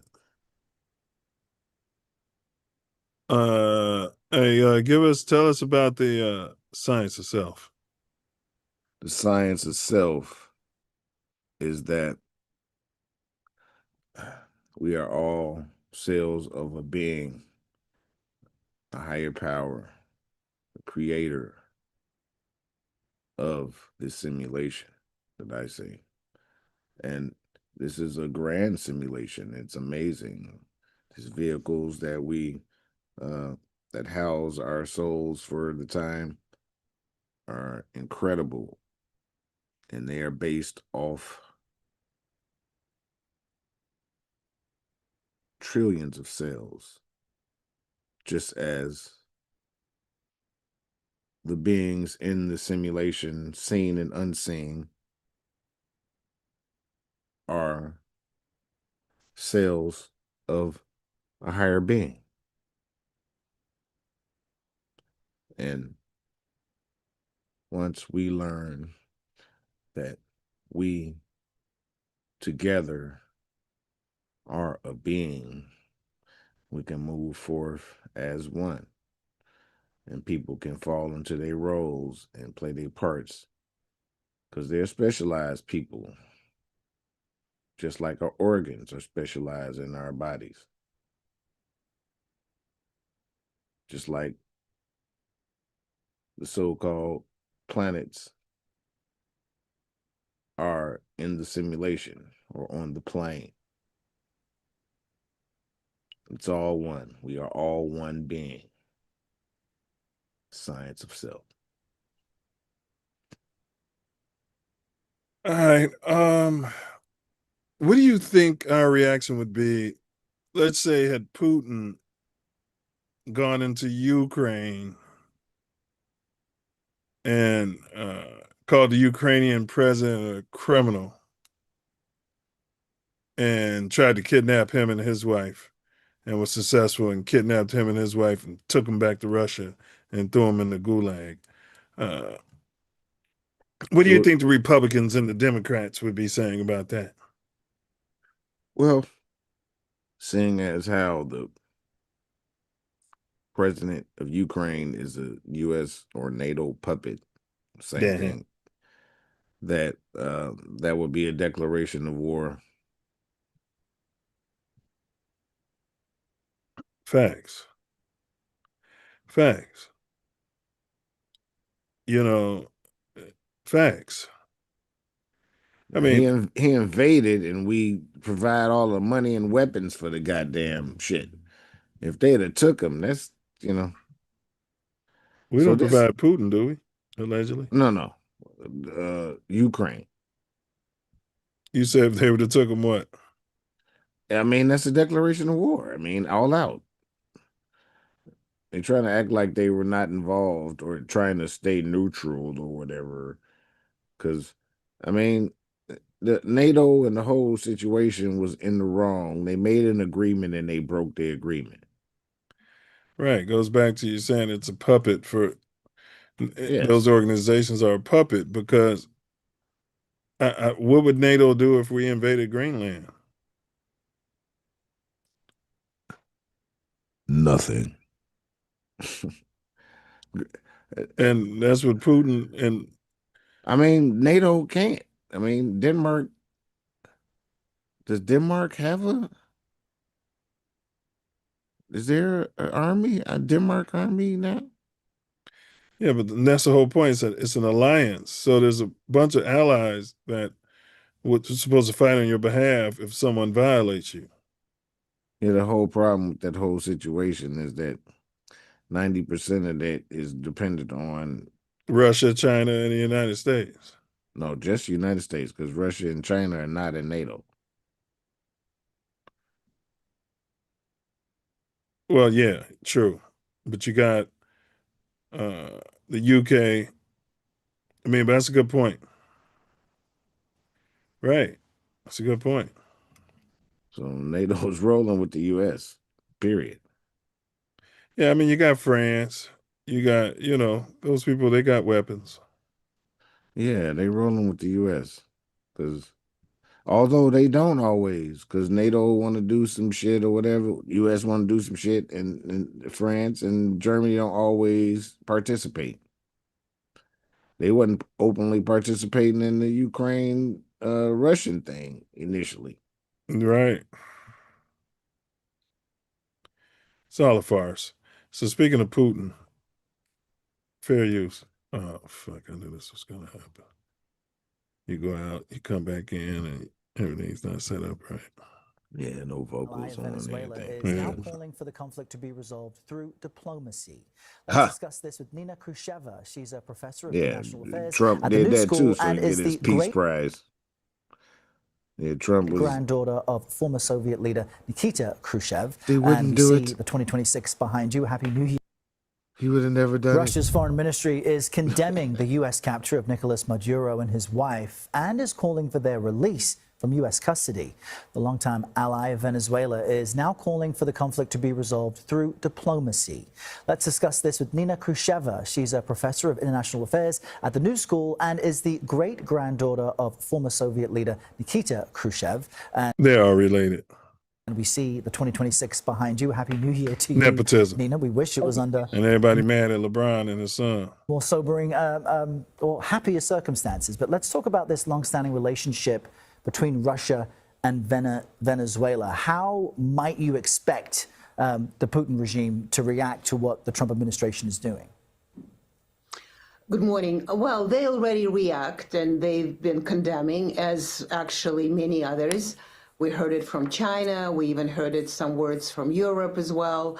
But it's in some way, it's a very subdued reaction because as horrible as it is what happened to losing this ally, because Russia has invested, it's not exactly clear. We don't have exact numbers, but up to 20 billion, 17 billion into you just had a piece on Venezuelan oil. A lot of it was Russian bailing out. Rosneft was very big into sort of supporting the failing oil business over there. So Russia is almost ready to lose the money. So there's questions to Putin is that why are we the Russians, why the Russians are investing into the regimes that really were very shaky to start with.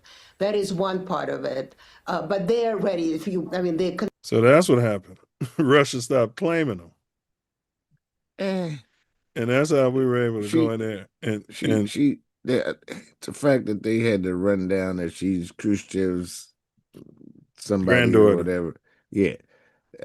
And we're showing this on in America. She seems compromised to me. Yeah, but I don't think she's lying about the fact that Russia's, because that's what we're going to discuss at the end. Who are their allies? And so these countries always have allies. If they're not allies of the U.S., they're usually allies of China and or Russia. And so it seems like Venezuela has been on their own. Russia was giving them money, and their regimes were stealing money. And so Russia is no longer their ally. So now that, the big bad Russia ain't involved, we can bully them again because they don't have their security. I can kind of see that, but yeah. Because the question would be, why didn't we go in way before and just do this? Because there was some underhanded things. We was still in control of the money. The regimes. It was because this is in the Americas, and the Zionists are, man. Cuba was over here too, man, but they was Russia's ally. It didn't start off that way. That didn't come until a lot later. It didn't come until what's the name got there. Before that, America ran Cuba. Cuba was like Vegas. There was all kinds of casinos and all kinds of things until my God, my mind fails me. The man they vilified. Right, allies change just like this has changed. Right. So I'm just saying, yeah. That became a lot later where they got in there to be an ally. And yeah. Yeah, it makes sense. The United States would not have moved in. Venezuela's key allies, particularly under the Maduro government, include Russia, China, Cuba, Iran, and Turkey. That probably always goes all the way back to Hugo Chavez, because he was the first dude that was. Yeah, it's a socialist country, quote unquote. Yeah. Providing diplomatic, economic, and military support. And I think she's just trying to justify or give an excuse why Russia's not getting involved, because allegedly they stole a lot of money, but Russia's probably not getting involved because they're in the middle of a war right now. Yeah, I think they probably would have never got involved. Just what Spirit is telling me, nothing from nothing else, no other source or anything. So they just let America have all the oil. Yeah, because Russia got a large oil reserve. So why was Russia giving them billions of dollars for their oil? We have the largest oil reserve in the world, and we're still stealing oil. Yeah, that's why. The whole so thing. If we have the largest oil reserve and we're still stealing oil, you're saying Russia has a large oil reserve. Why wouldn't they still be stealing oil? They are. They was. That's what we're talking about. Yes. And they're going to pick they situation because of proximity. And I don't know how much sense it means for them to attack the Americas, especially like you said, they're already in a whole situation. Yeah, you don't attack. It's like we haven't attacked Russia. What Russia could start doing is sending them drones and sending them equipment and sending them weapons so that they can now stand up against the United States. Same way Ukraine is standing up against Russia. Well, Ukraine is standing up to Russia because of the United States. And that's what I just said. So Venezuela could stand up against us because of Russia and their other allies. I don't think they could. I don't think they can do it in both places, like you stated earlier. I don't think they can do that in both places. Correct, because they're fighting Ukraine. Yes, and they're fighting America and NATO, and they ain't just fighting Ukraine. They're fighting that whole area. So I don't think they can fight that and fight in Venezuela. Unless China gets involved.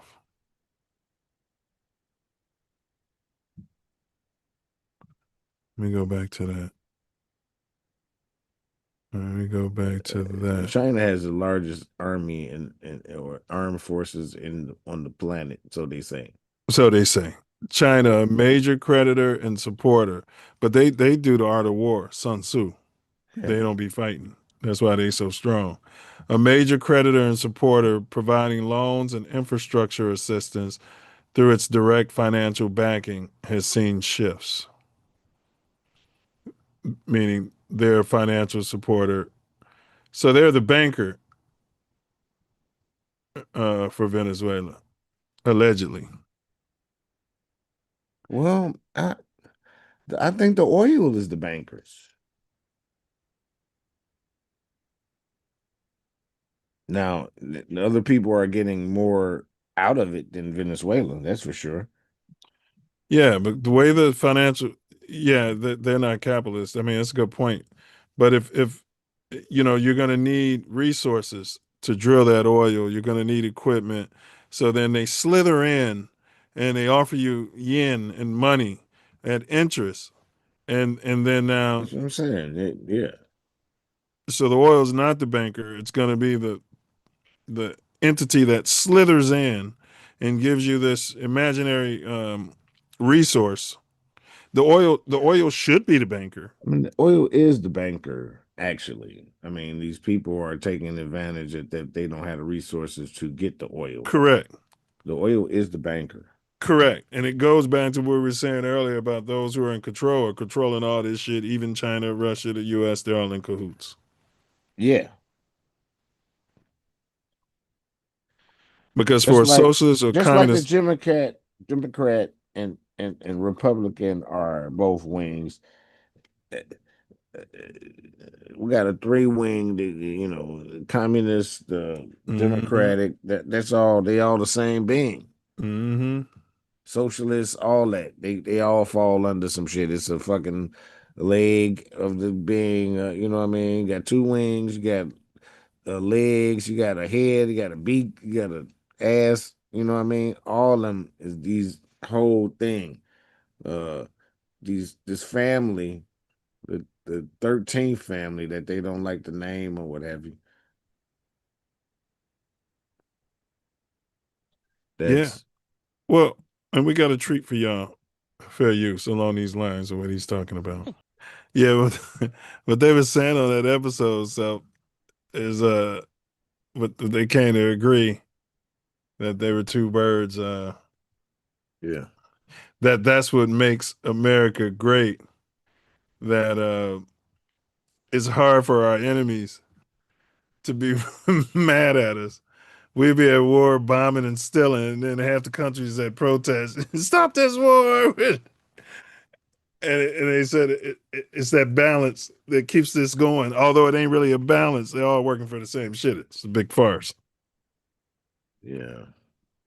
I don't want to see, but last time they did some things on this land, it didn't go very good. Oh man, it'd be a lot of blood, boy. It'd be a lot of bloodshed. Huh? God bless America. Yeah, that's what I kept thinking about this whole episode. So, like you said, man, the cartoons are telling the cartoons and the comedians, the old school comedians. George Carlin. Yeah. Yeah, that cancer was put upon him. Yeah, he lived a long life though. So yeah, he did. That was He did. And he told more as he went along. Yeah. But I do agree. that they finally, put Yeah, that they can thing give on. you a shot. They can give you a shot of cancer. Like Bob Marley, just something in your shoe. Prick. Yeah. You go to the doctor and they're like, yeah, we're going to give you the saline solution. It's this antibiotic in there. Like my father.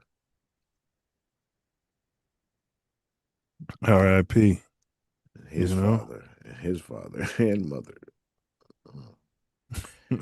They tried to end our lineage, but they couldn't.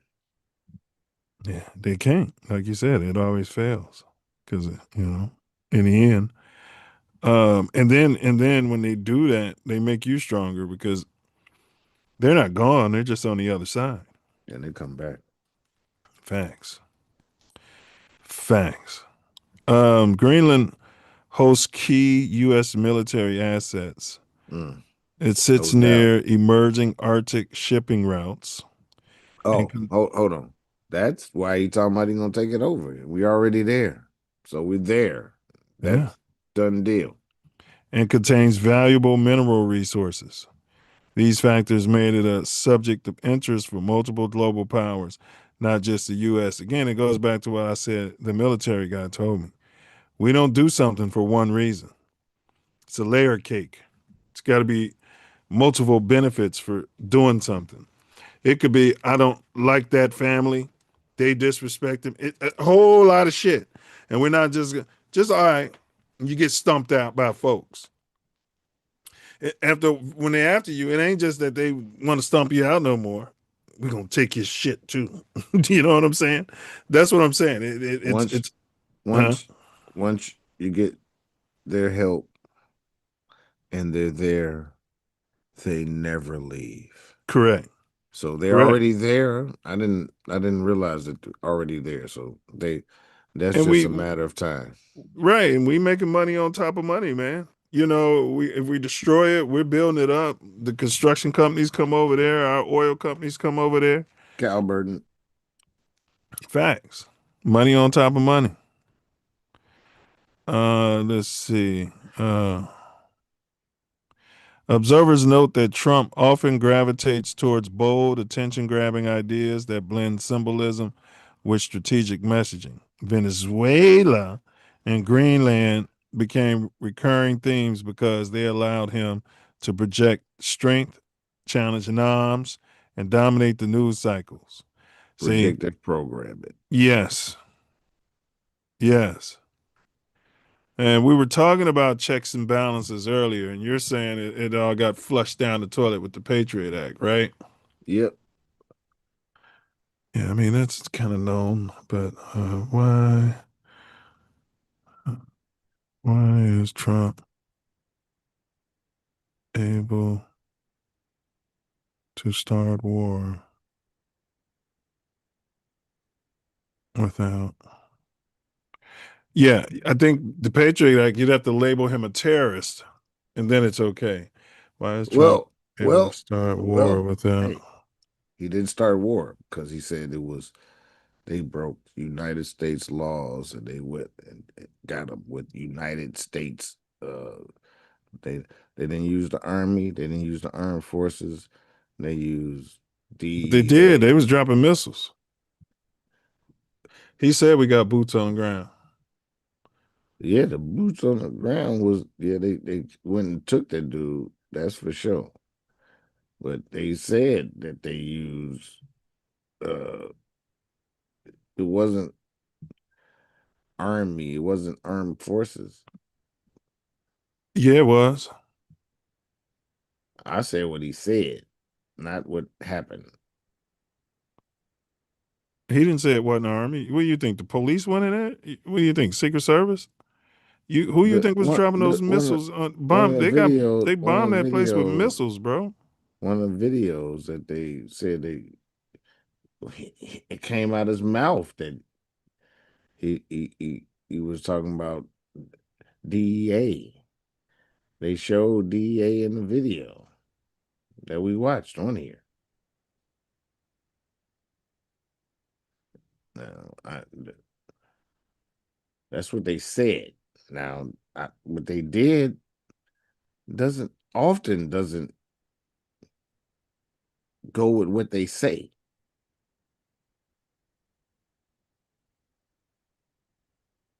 Yeah. True that. True that. Okay.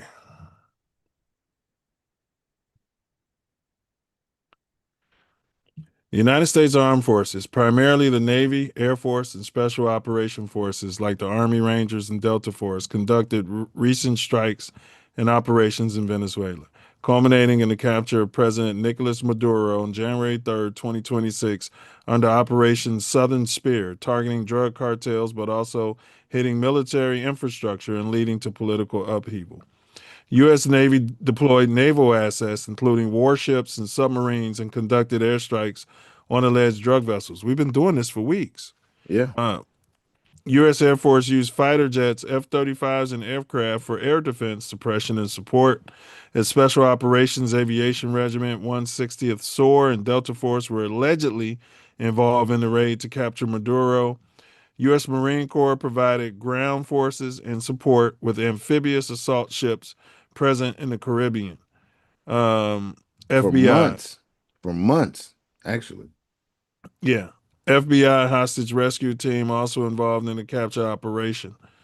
20, a multi-branch effort against drug trafficking expanded to include direct action. And everybody knows the fentanyl is coming from China.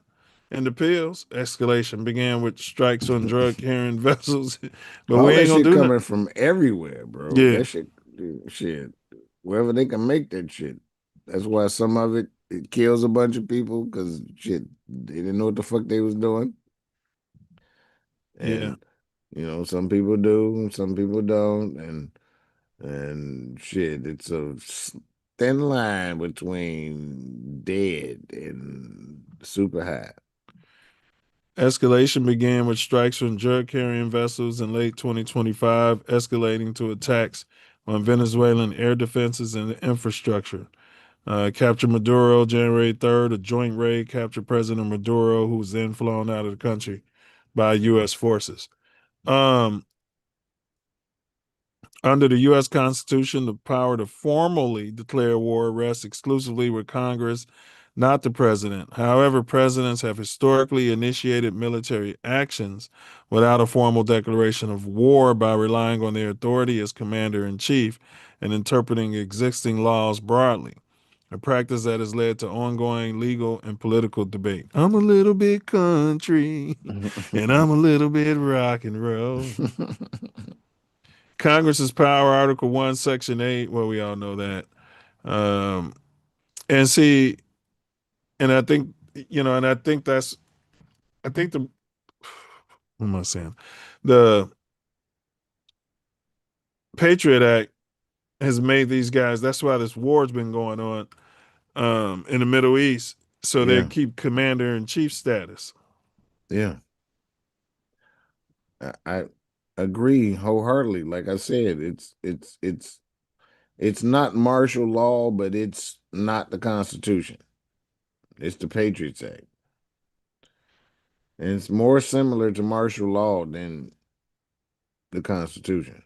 Because they said we need to be able to move swifter to prevent, like the we're not fighting nations, we're fighting terrorists and rogue regimes. Yeah. We need to be able to swiftly go in there and kidnap them from their countries. Do you know what it's very so similar like? What's that? The war on drugs. Yeah. Yeah, it's practiced right here on your copper-colored people in the United States of America. And the same thing they did with the gangs, so-called gangs. That was all a war on drugs. They just hadn't codified it or put it into process because they made it about that. Yeah. The gangs were the first terrorists. The El Rukns were the first people to be called terrorists in this country. Section 2 designates... Huh? So which is ridiculous. Yeah. It's the first time that term was used. There was a resolution in 1973 passed over President Nixon's veto, a Republican. He's a little bit country. This resolution attempts to formalize war powers.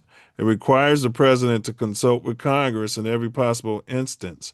That's all it says, vague, in every possible instance, before introducing U.S. forces into hostilities. And the thing is, nobody trusts our lawmakers anymore. Why would we? Correct. I mean, come on, man. They're bought and paid for. By like, God knows who. We got career. Like I'm a 55-year-old man, and there are people in the Congress that have been there as long or longer than I've been alive. If they have not done anything to change anything, then they're complicit, and they are redistricted and drawn all the lines to make sure that they stay in office. It's just fucking ridiculous. Pardon my French. And they get their hand out. They're probably getting money from people all over the world. What I'm saying is okay. You might want me to notify all these people in the Senate and all the millions of Congress people, but I can't trust that they're not going to send emails out that they aren't spies, which is a damn shame. Well, the whole thing is they are notifying the lobbyists. And who knows what the lobbyists, where their loyalties lie.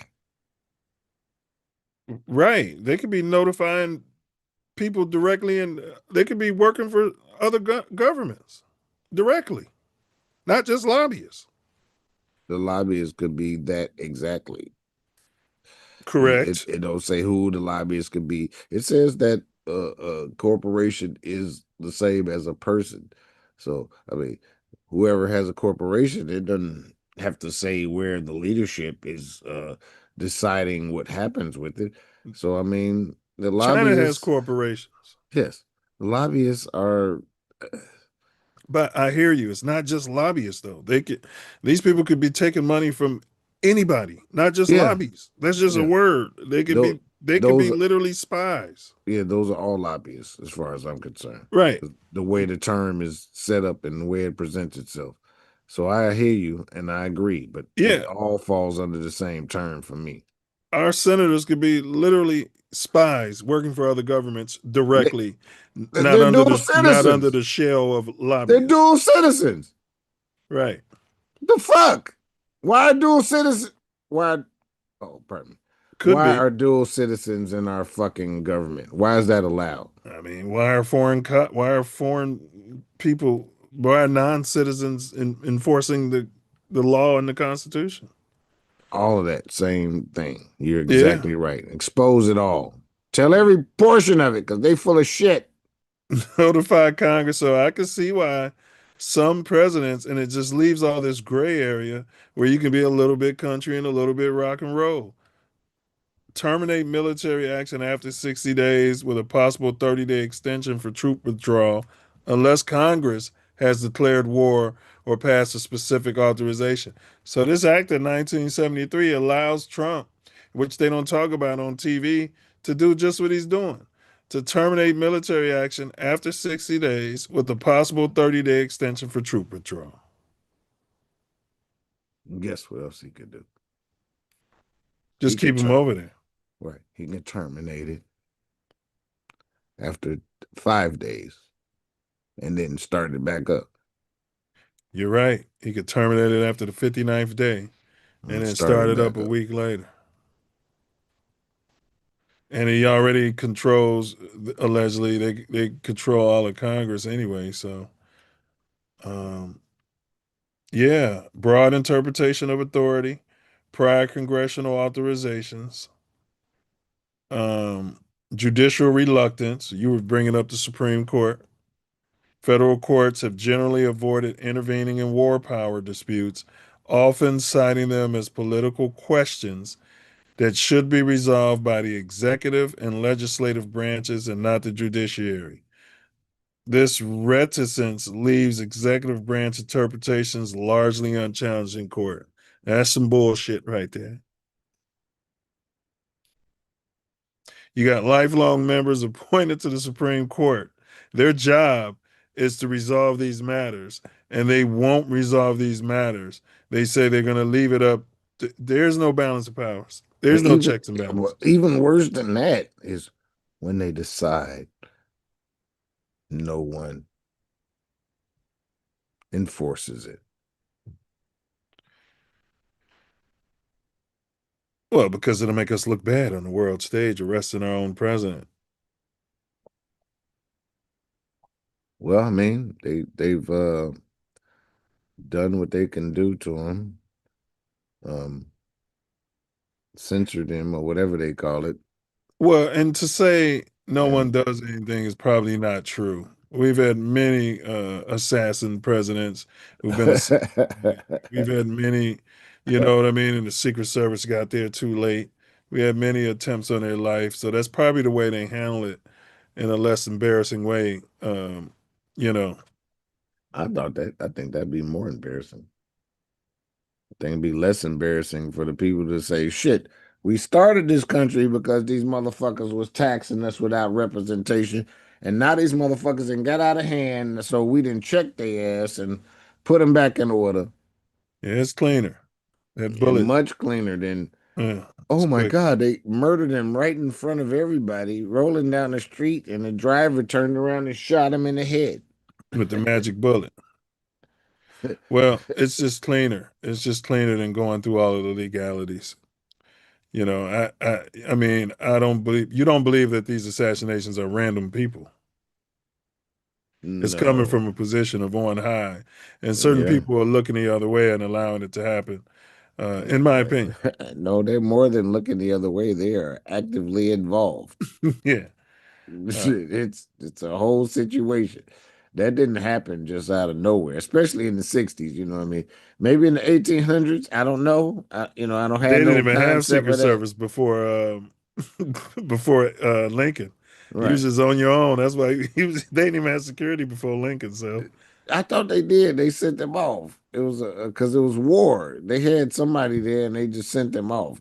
Johnson sent them off. Yeah, but Secret Service was created as a result. No, it wasn't Secret Service. He had guards. It wasn't Secret Service. I'm not trying to, say that it was Secret Service, but I read. But I don't know. He did have guards on the outside. Yeah, they sent them all away. Like, the vice president sent them away because he becomes president. While Congress can use its power of the purse, meaning funding, or pass resolutions to stop military actions, it has often been reluctant to do so or has been unable to get enough votes to override a veto. Undeclared wars. The U.S. has engaged in numerous significant military conflicts since World War II without a formal declaration, e.g., the Korean War, Vietnam War. Damn, Vietnam War. They're calling these wars, and he had no declaration. The Korean War, Vietnam War, Kosovo, Libya, and various counter-terrorism operations, establishing a modern practice of presidential military initiative. So what he's doing. Wow. Can you believe what you don't see there? What you didn't hear? What's that? Iraq. Kuwait. Yeah. All those should be right on there. No, we voted for that. And Obama was the only dissenter for Iraq after 9/11. They went there before they voted. Bro. But I'm just saying, we voted. That's probably why it's not here, because I remember Obama being the only dissenting senator on the vote for that declaration of war. But they went before. Yeah. Okay. The other people didn't have a vote. What other people? There was no declaration of war. You're saying before 9/11. Yes, you're saying when that war was in. Yes, when we were on the yard. Went there, but then they voted on it. Desert Storm. Yeah. Yeah. Oh yeah. No, there was no declaration of war for that, but there was one after 9/11. I remember that. Yeah, but Kuwait. That was the first thing. The Kuwait. You're right. Yeah, they sure didn't. Put that right on that list. They left it right off of there. They sure didn't. And remember that war was on TV. Some of it. They were showing the bombs busting in air. Man. And remember, that's when they were signing everybody up for the military. We ain't been to war for years. You're not going to have to worry about going to war. Sign up. We pay for your college and your tuition. Remember that? Everybody was signing up for the military self. Get you out the projects. Uh-huh.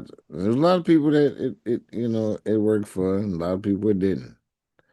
One of my guys I used to work with, he got relieved, but his mama signed him up for the military when he was like 16, about to be 17. He had no choice. She signed him up. I didn't even think that was possible. Why is it okay for Denmark to be a kingdom and we don't find a problem with that? Because they're white? I'm not even sure who controls Denmark, bro. That's what I'm saying. To be perfectly honest. Is it because they're white? Yeah, because I'm not sure the establishment is white, though. What do you mean? Who? It's a Nordic country. Who is the king of Denmark? Maybe they have one of those puppet congresses like UK does and make it feel like a democracy. Yeah, Frederick X, who ascended to the throne on January 2024 after his mother, Queen Margaret II, abdicated, born Frederick Andre Henrik Christian in 68. He's known for his military background and informal style, and is married to Queen Mary with Crown Prince Christian as the heir apparent. Get the fuck out of here. Does Denmark have a Congress? Does Denmark vote? I'm in a rabbit hole. Yep, go down it. They got a parliament that says, yep. Right. No wonder. That's how they make it okay. There's a family behind the whole thing. And it ain't them people that they put out front. I guarantee that. Either way, if you're a brown or black nation and you want to be a monarchy, make sure you have a public parliament right there. Like them. A public royal voting family. A public royal family. Yeah. Everybody's voting, Royal. You'd say they're royal.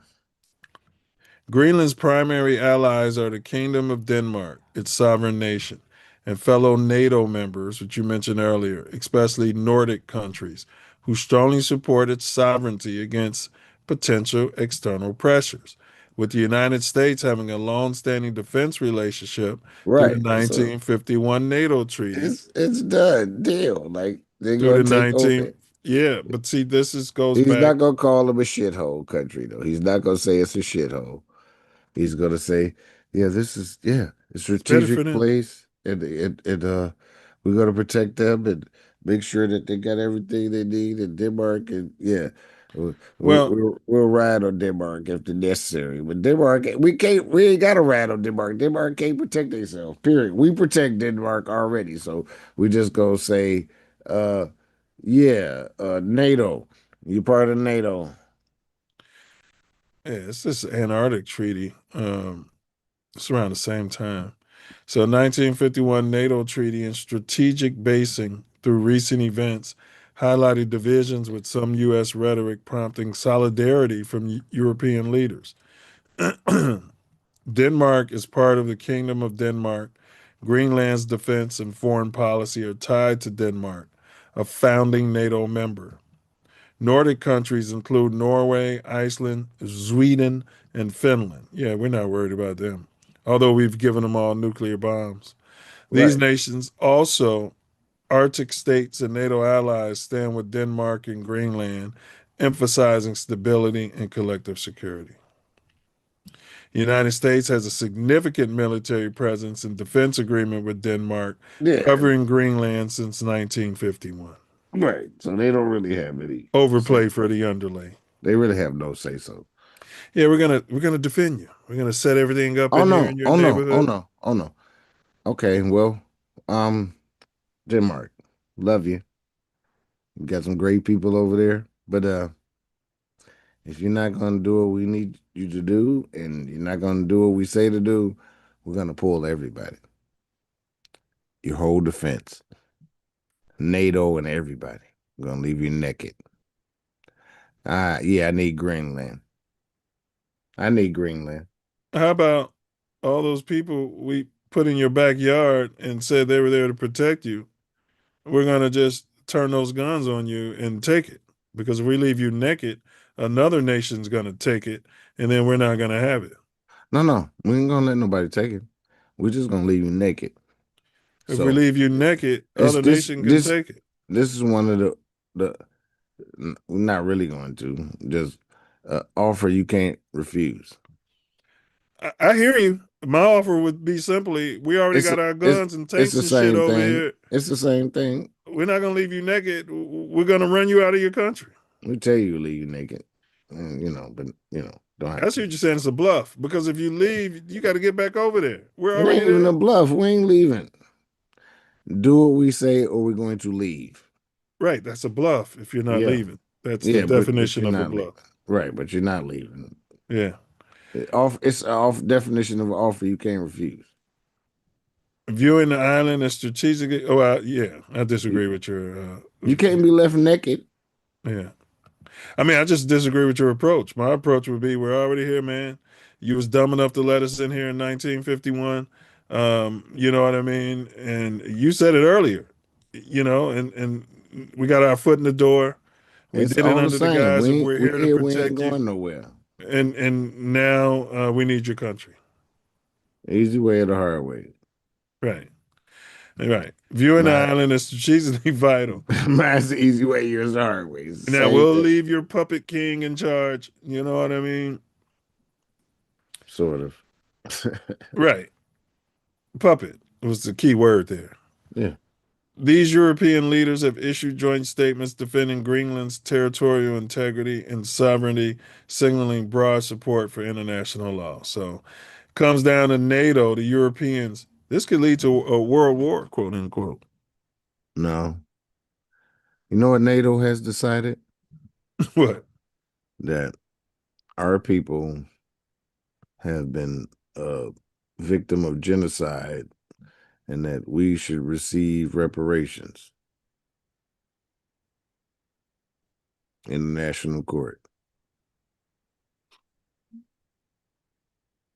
So, like I said, NATO is the United States, part of the triad of, this one world government movement. So NATO has ruled on some things that they can't even move on. Even heard it, some words from Europe as well.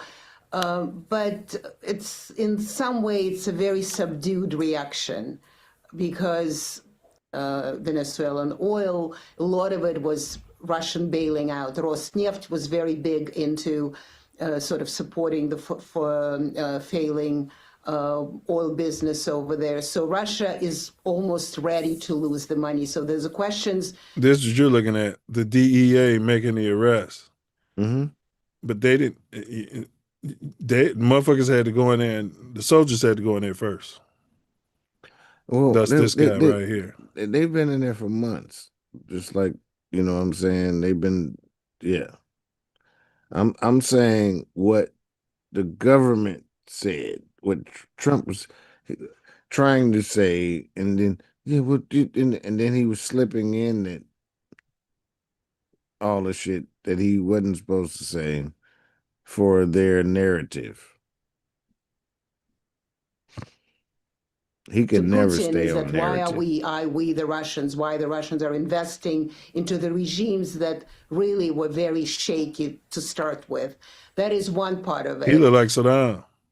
We're going to put you in your Saddam costume, make you look like Saddam Hussein. That's the American people hate you. Bro, he looks like an Arab.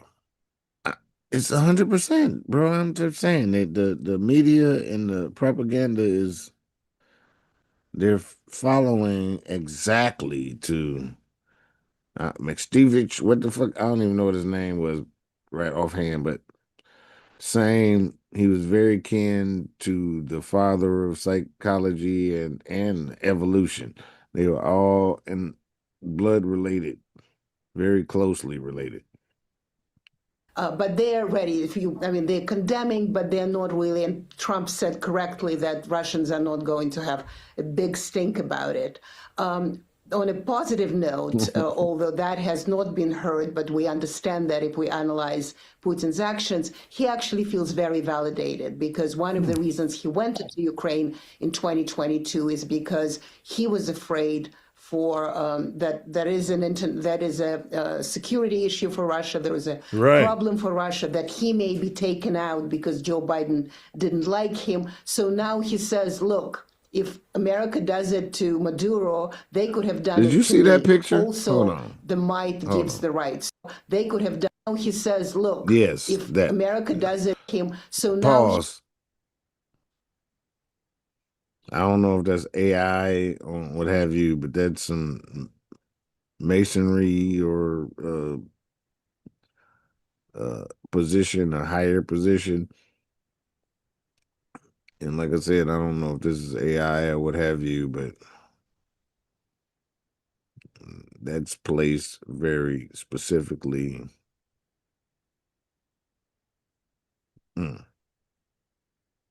He says, look, I would think it would be the other way around, honestly. To Maduro, they could have done it to me. Also, the might gives the right. So Trump had the might, he went in. I have the might, I go against Ukraine. And much of this has led to questions about how much President Trump discussed with Putin about Venezuela when they spoke on Monday. But during a press conference, President Trump addressed whether or not he spoke to Mr. Putin about the Venezuela operation. Let's just play exactly what he had to say. You had a phone call with him on Monday. Did he talk at all about Maduro? Did y'all talk about this? No, we didn't. We never spoke about Maduro. Are you mad at him right now? I mean, there's this intelligence. I'm not thrilled with Putin. I'm not thrilled with Putin. I'm not He's killing too many people. I'm glad he don't be letting these reporters do these run-on questions where they're trying to prompt him with the answers. He's killing too many people. See, and there's some really good people on both sides, and I can't. What do you make of that answer, and how do you think it might impact the U.S.'s efforts to get peace between Russia and Ukraine? Well, I actually kind of agree with, I don't know whether they spoke about Venezuela, but I would imagine that they have many more things to talk about. First of all, there is Ukraine, then there is China, then there is Iran, and maybe later somewhere they can get I told you, Venezuela. she's it's not a plant. Really the top of their agenda. I'm sure if they did, Putin might have said, well, maybe don't take him out, just let him get out peacefully, quietly, and whatnot. I don't know their culture. But he did. He essentially insulted Putin in those remarks when he said that there's a very primitive war. Look how it has to be done. We went in, we got out. To look like her because the idea was when Putin went in 2022, he would get Kyiv in 3 days, and he didn't. And so now Maduro she looks was a whole lot taken out like in 30 him. minutes. I don't think she would. So if that's she kind had of an the nice embarrassing thing for hairstyle. Putin. But I think another She would, validation but not that he according feels to he can Russian. have is that he's You know not what I mean? going to trust any Westerner. So if Trump She can look do it just to like Maduro, that motherfucker. if Trump God doesn't like damn. him, he decides he can do it to him too. So now the Russians say, thank God we have nuclear weapons, and whatever our negotiations tactics would be, we're going to stand our ground and let them try to get to us. All right. Enough of her. Yeah, and Really she interesting she got the analysis sweater there. tie. Yeah, to make sure you know this is a woman. Well, he's calling it the Donroe Doctrine, and now President Trump appears to have set his sights on another territory. Yeah, he called it the Donroe Doctrine, like off of the Monroe Doctrine. Yeah. Successful operation in Venezuela. We need Greenland from a national security situation. Mark said, we need Greenland. Wow. Why? Nobody's fucking with us. Because we already paid for it. We take care of it. It's a lot of resources there, and goddammit. And this plan goes way back since before I was born. Yes, We got there in 1951. They told me that we were going to take Greenland, and they told me in the last time, and they told me I'd be back. They told me I'd be back. It was good people on both sides, and I'd be back. So they had the smartest people just tell everybody that I would skip a episode, and then I would come back, and then I would take Greenland because I had programmed it in the first time I was there, and so it's all, yeah. But our research about Antarctica, this is supposed to be, is what sparks World War III. Yeah, man, it's all predictive programming, bro. They just been putting it out here for the longest and hammering everybody's consciousness, especially our consciousness, because we the one that moved the whole simulation. Right now, Greenland is covered with Russian and Chinese ships all over the place. We need Greenland from the standpoint of national security, and Denmark is not going to be able to do it.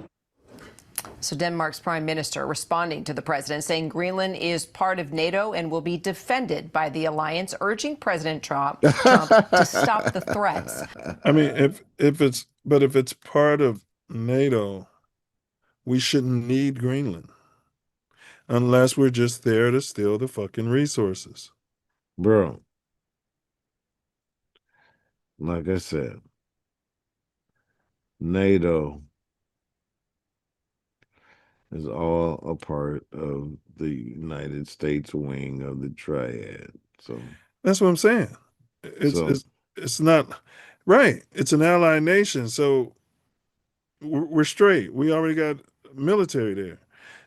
So all he should be saying is, we just need to get some. He should be talking to them about, okay, we need what do they call those carriers that carry the ships and the airplanes?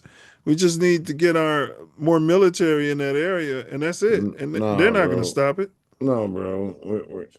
This dude, since he's got in, is talking about how we've been super financing NATO.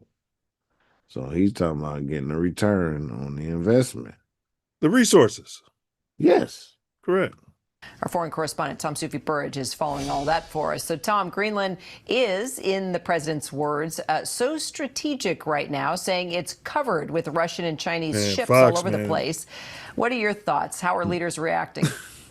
Yeah, I want to bring you some comments. This ABC, but Fox, man, and I don't know anybody don't see who don't agree. And this is right, and we agree with everything he does, and we love Donald Trump. And you know what I mean? Sounds like some people we know. Yes. Well, really, just one person in particular. Yes. But straight away, Kira, from Mette Frederiksen, some more comments from the Danish Prime Minister. And in an interview on Danish TV, he's compromised. She's been quoted as saying that she believes that anyone should take Donald Trump's threats about wanting Greenland seriously. And then she goes on to say that first of all, her hairstyle looks like Khrushchev and his granddaughter. Attack Greenland, then she believes that would be the end of the NATO alliance, the end of the security structure, the transatlantic relationship since the end of World War II. Now, Donald Trump has not threatened to attack Greenland. I think they want to get more of that fossil fuel from under there and keep terraforming this planet. It's important to point out. It's a business. And that dude's over there like, well, there's some really good people on both sides, and we've made a lot of investment in this whole situation with Greenland and Denmark, and we protect them and that whole situation. We need a return on investment, and they've got the resources and the whole situation. Very good people, by the way. And I'm sure he was negotiating. Gonna put the smartest people involved there. He was offering them offers they can't refuse, and they were saying no. Yeah. Now we got to go in with force, huh? Yeah. And we're gonna repeatedly leave said he wants Greenland naked unless you and clearly the time agree. timing after what's And happened even in if you Venezuela, don't I think agree. has set more alarm bells ringing across Europe. Look, what is striking, looking at all of the commentary from European leaders who are lining up behind Denmark, because remember, Greenland is an autonomous region of Denmark. Yeah. European leaders are very much on the same page. They're all saying their support is very much solid for Denmark in this issue, that European sovereignty cannot be threatened by anyone, and that... Right. Now I see your point. All right. Pull out. We'll pull out then. Yeah. Y'all got it all together and got it all figured out. And like NATO, we've been since the 50s, we've been we out here. 90% of NATO, 90% of it has been funded by the U.S. You're saying that if you guys think you on your own and you would have any of this shit without us being over here since the 50s. Yes. Because China would have moved in already. Russia would have moved the fuck in. Everybody, they're right there. Arctic, all of that. You know, the NATO alliance is the underpinning, and Denmark is a member of NATO. So, look, European leaders are struggling with the unorthodoxy of the Trump administration on multiple issues, on Ukraine, on Greenland. Even when I go to Google Images, they showing those same homes. Oh, you know, it's some bullshit. But even the first time when Trump was getting elected, he was like, why do we pay all of this? We pay for everything for NATO. They don't contribute anything. You know what I mean? What? Yeah, they should be paying for the security, right? Man, we're paying 80-90%. Like, right. He's right. Yes, he was right. U.S. national security strategy, which was that published still at was the end of all last a year, setup for which now. really, you know, ripped up the rule book in terms of the U.S. relationship with Europe, and basically said that the U.S. administration under Donald Trump was going to push for more nationalist governments in Europe. So if you're Viktor Orban in Hungary, you're pretty happy at what's happening. If you are most European leaders right across this continent, they are very worried, they're very concerned, but they are very careful with their words, because any European leader never wants to upset any US administration, including the Trump administration. So, you know, they are lining up behind Denmark, but they're also being careful not to say anything too provocative to upset the US, who ultimately they still rely on for security in this continent. That's what you said, motherfucker, right. What are y'all gonna do? They can't do shit but what they're told. Like, yeah, well, you know, they're gonna try to stall until they need to just start paying some money until he ain't in the. They don't have the money to pay. Ain't enough money, because this has been in alignment. Like I said, Bill Cooper put this in a book that you and I personally read, that we had and reread in the 90s. Yeah. And this is the playbook, and they're still trying to pull it. Yep. That's a fact. All right, let's we're gonna go to the poll question as we close this out. All right. Why did the United States attack Venezuela? To protect U.S. citizens from illegal, harmful drugs. No one selected that option. To free Venezuelan citizens from a tyrant, meaning we care about the people over there and we want them to have democracy and blah, blah, blah, blah, blah. 11% selected that. Who the hell is that? This got to be Corch. That's got to be Corch. All right. Because U.S. oligarchy, the powers that be, weren't profiting from the drug trade, right? You're bringing shit into our country and, you know, into the neighborhood, and you ain't breaking nobody off. You ain't, you know what I mean? You ain't part of the cartel. You ain't part of the mob. You know what I mean? You ain't paying your tax. You ain't, you know. All right. What do they call it? You ain't part of the RICO. So 22% believe that it's all about the drugs. Okay. I think it's partially about the drugs. 67% believe that we're there to gangster or usurp Venezuelan oil reserves and natural resources, point blank, period. And guess what? The drugs is part of the natural resources. Well said. Because that's half the reason why we were over there in Afghanistan. It's one of the best places in the world to grow that poppy and that heroin. No, it is the best. So they say.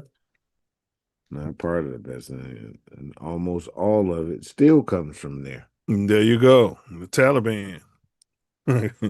Big ups to the all right, ups to the Taliban. All right.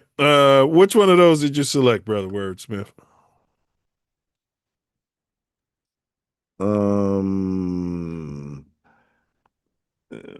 It was the one about the oil.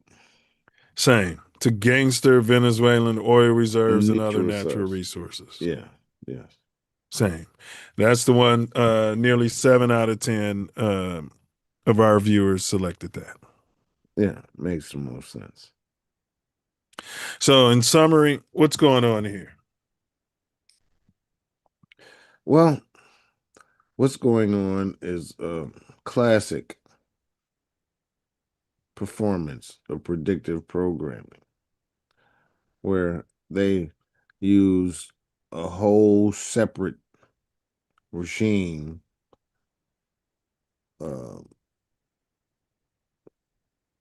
at this point, about 7 years prior, to speak upon the movement that they were planning before he got in office prior. And just a classic form of predictive programming. So just really want our viewers to look inside themselves. Oh, we should have put it into the predictive programmerometer. Yeah. And gave it a score.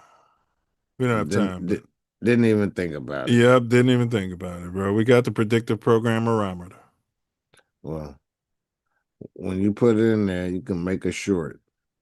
You think it'll be higher than 9/11 score? I mean, yes. I mean, I think that it has everything if we look at it. Man. One thing I'd say, and I've heard this about Donald Trump, he governs, they'll say like a college frat guy. He governs like a high schooler full of testosterone. Like some of the things he does, I used to be asking those questions in class, like, why don't we just take that shit? You know what I'm saying? Why are we, but I did. I used to be like, well, why are we doing all that and they ain't paying us? And why are we, well, you know, they're allies and there's a balance. No, why don't we just, we got the most powerful army in the world, allegedly, you know. Why ain't everybody why ain't everybody in this country rich? Well, I mean, I don't know that we can say we got the most Do you know what allegedly means? Yeah, I know exactly what allegedly means. Okay. Yes. Yeah. I'm just saying, we got to state some facts. It is allegedly, because shit, it's allegedly the fucking Chinese army got like 5 to 10 times the amount of people and technology. So that's why I want to state this, because allegedly this country is the highest technology there's ever been, and it's the smartest it's ever been, and it's still a white country, all allegedly, and you know none of that is real. So I mean, I gonna state what I need to state. Allegedly. Yeah, allegedly. Yeah. Allegedly. But, you know, like I said, this is a high school person talking, and that's the way Trump governs. he's doing all the things that I was saying in high school. Like, why don't we do it? I was like, why don't we take over Canada and Mexico? Why isn't that ours? You know what I'm saying? Like, I don't understand what we're doing here. Yeah, I'm cool. I'm glad that it's elevated to high school, because as far as I'm concerned, the way this planet or simulation or plane has been run, it's by the 2-year-olds. So yeah, it's an advancement. And you're probably right that there's some teens or whatever, but shit, a lot of this shit is so primitive. It's the 2-year-olds. They act like they are privy to everything, and everything's supposed to be given them and put on a platter and all this and that. You know what Court says? I'm just a 5 years old. No, he's a 9-month-old. He knows how to suck the tit. That's a reflex. Well, he still doesn't know that that's how he's living and what he's living off of. He still doesn't realize that. Okay? He's still sucking the tit and living off the tit. The views expressed in today's pod are those of the host and guests and are not necessarily reflective of TATN or any it's me. It's me, not TATN, because TATN is great and it's a greater institution than I am. We're all great. As we wrap up, Venezuela and Greenland stand as two unlikely mirrors reflecting the deeper patterns in Donald J. Trump's approach to power, strategy, and public storytelling. One is a nation in a crisis. The other is a frozen frontier.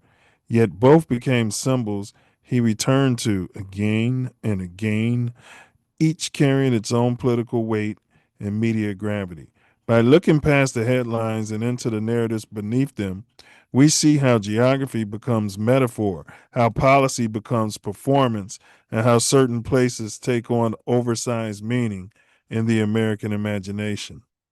Understanding this fixation isn't just about revisiting past statements. It's about recognizing the forces behind the scenes that shape modern political theater.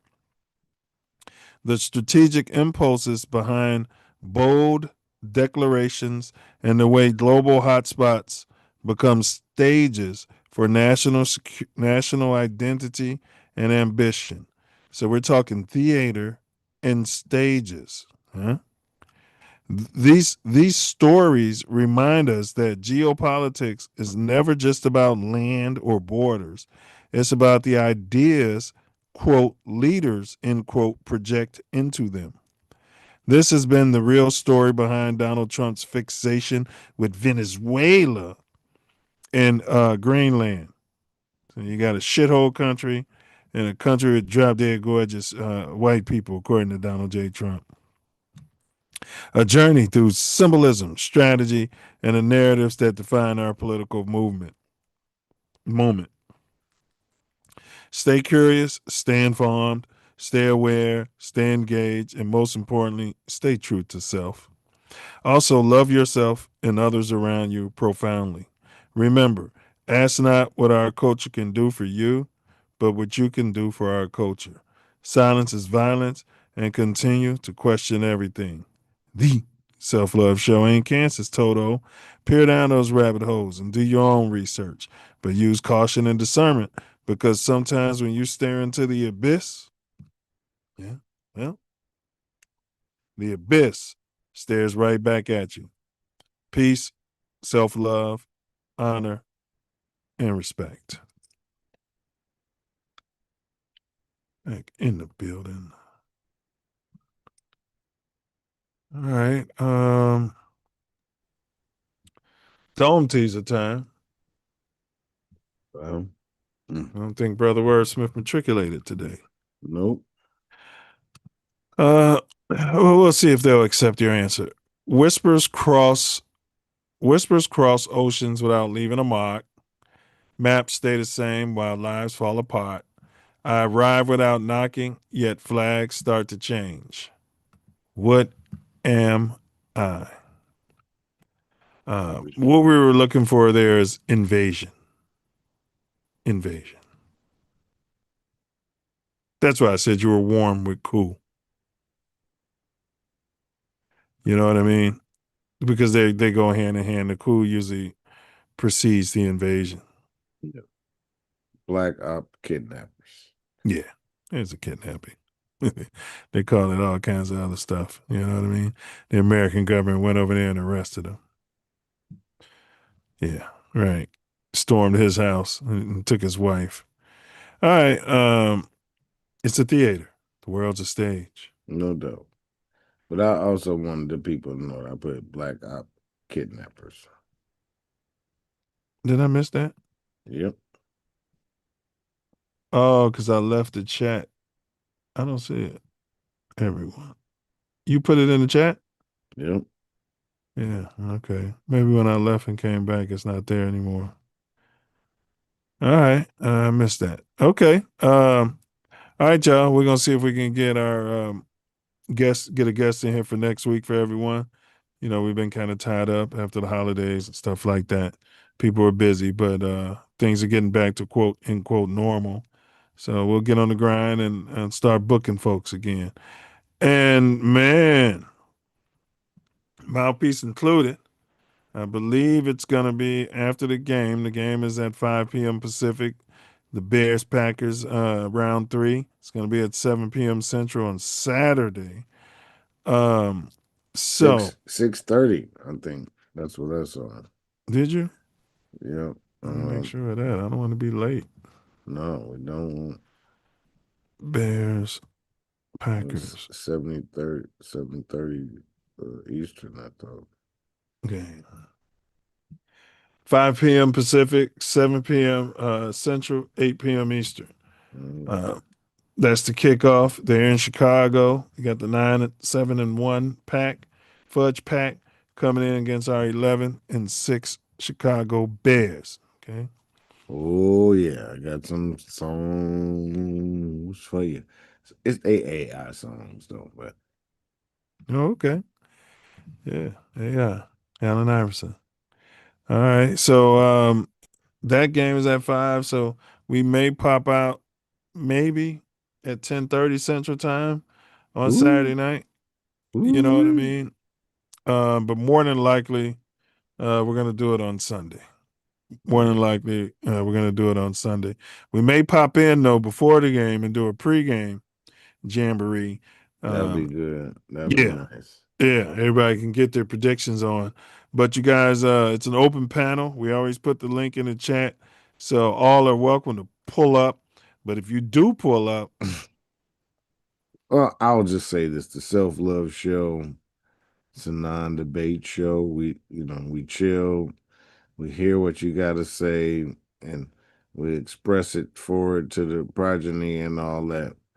But this show, it's mouthpiece included, because you better have a mouthpiece, because you better be tough. What you say can be roughed up in your face. Facts. Ain't no games played. So don't forget to bring your mouthpiece. And that's gonna bring me. What has happened to this place? That's gonna bring me to my personal. Yeah, that's gonna bring me to my personal favorite part of the whole shebang. And that's gonna be Wordsmith's final words out there. You know, we ran this that one show where we didn't have your final words. Cartman's final words. All right, y'all. Be blessed. Yeah, he don't even know who he is. Cartman. Hope it's Cartman. Gonna get rid of the minorities. The authorities. lands, so-called American independence engines that push the whole thing. Are you serious?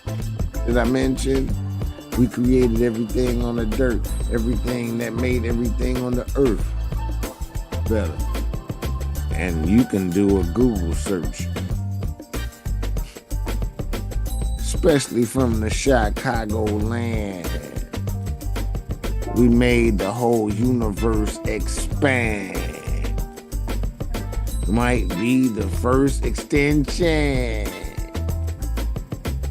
where the Great Lakes meet the rivers of the earth, the greatest, the birth, civilization. And y'all don't even know what it's worth. I search the whole cosmos and soak it in like osmos. The real intelligence, not artificial.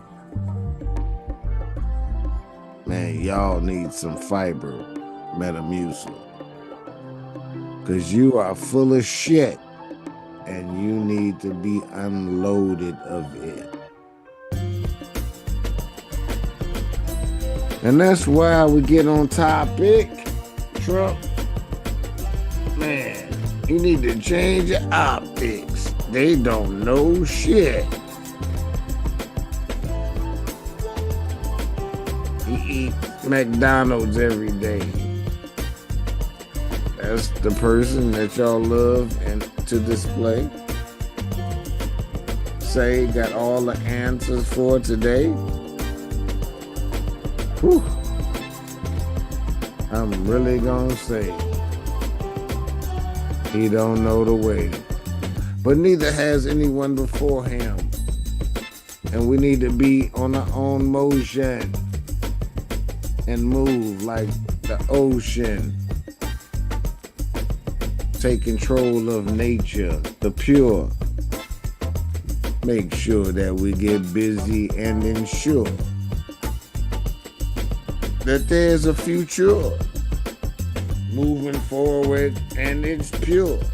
I don't know how we can ignore. I don't know about you, but I got children. I need the whole situation to go forward. My lineage is great. I don't need to harbor or even try to perpetrate. I can say what we did, what we done, and how we relate. But it don't even make you know how we demonstrate. I don't perpetrate. I've been living life as I live. And to be honest, I'm not even sure all that I give. Because people meet me and say I taught them things I never taught. Through so many battles that I have fought. They saw how I did it. That's all they needed.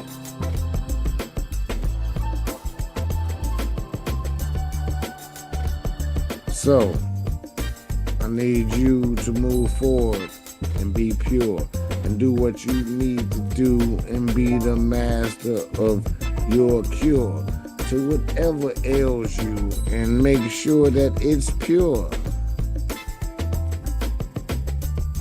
Bullshit ignore. Move forward in your highest light. Move in the greatest light. Focus on that and be precise and extra nice. Love yourself.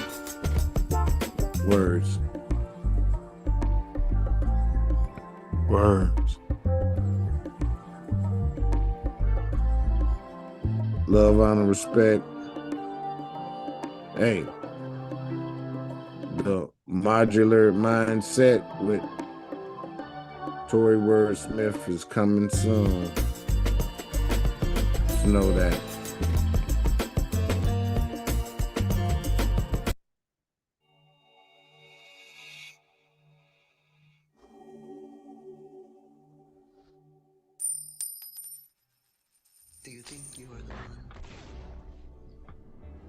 Honestly, I don't know. You know what that means? It's Latin. Means know thyself. Do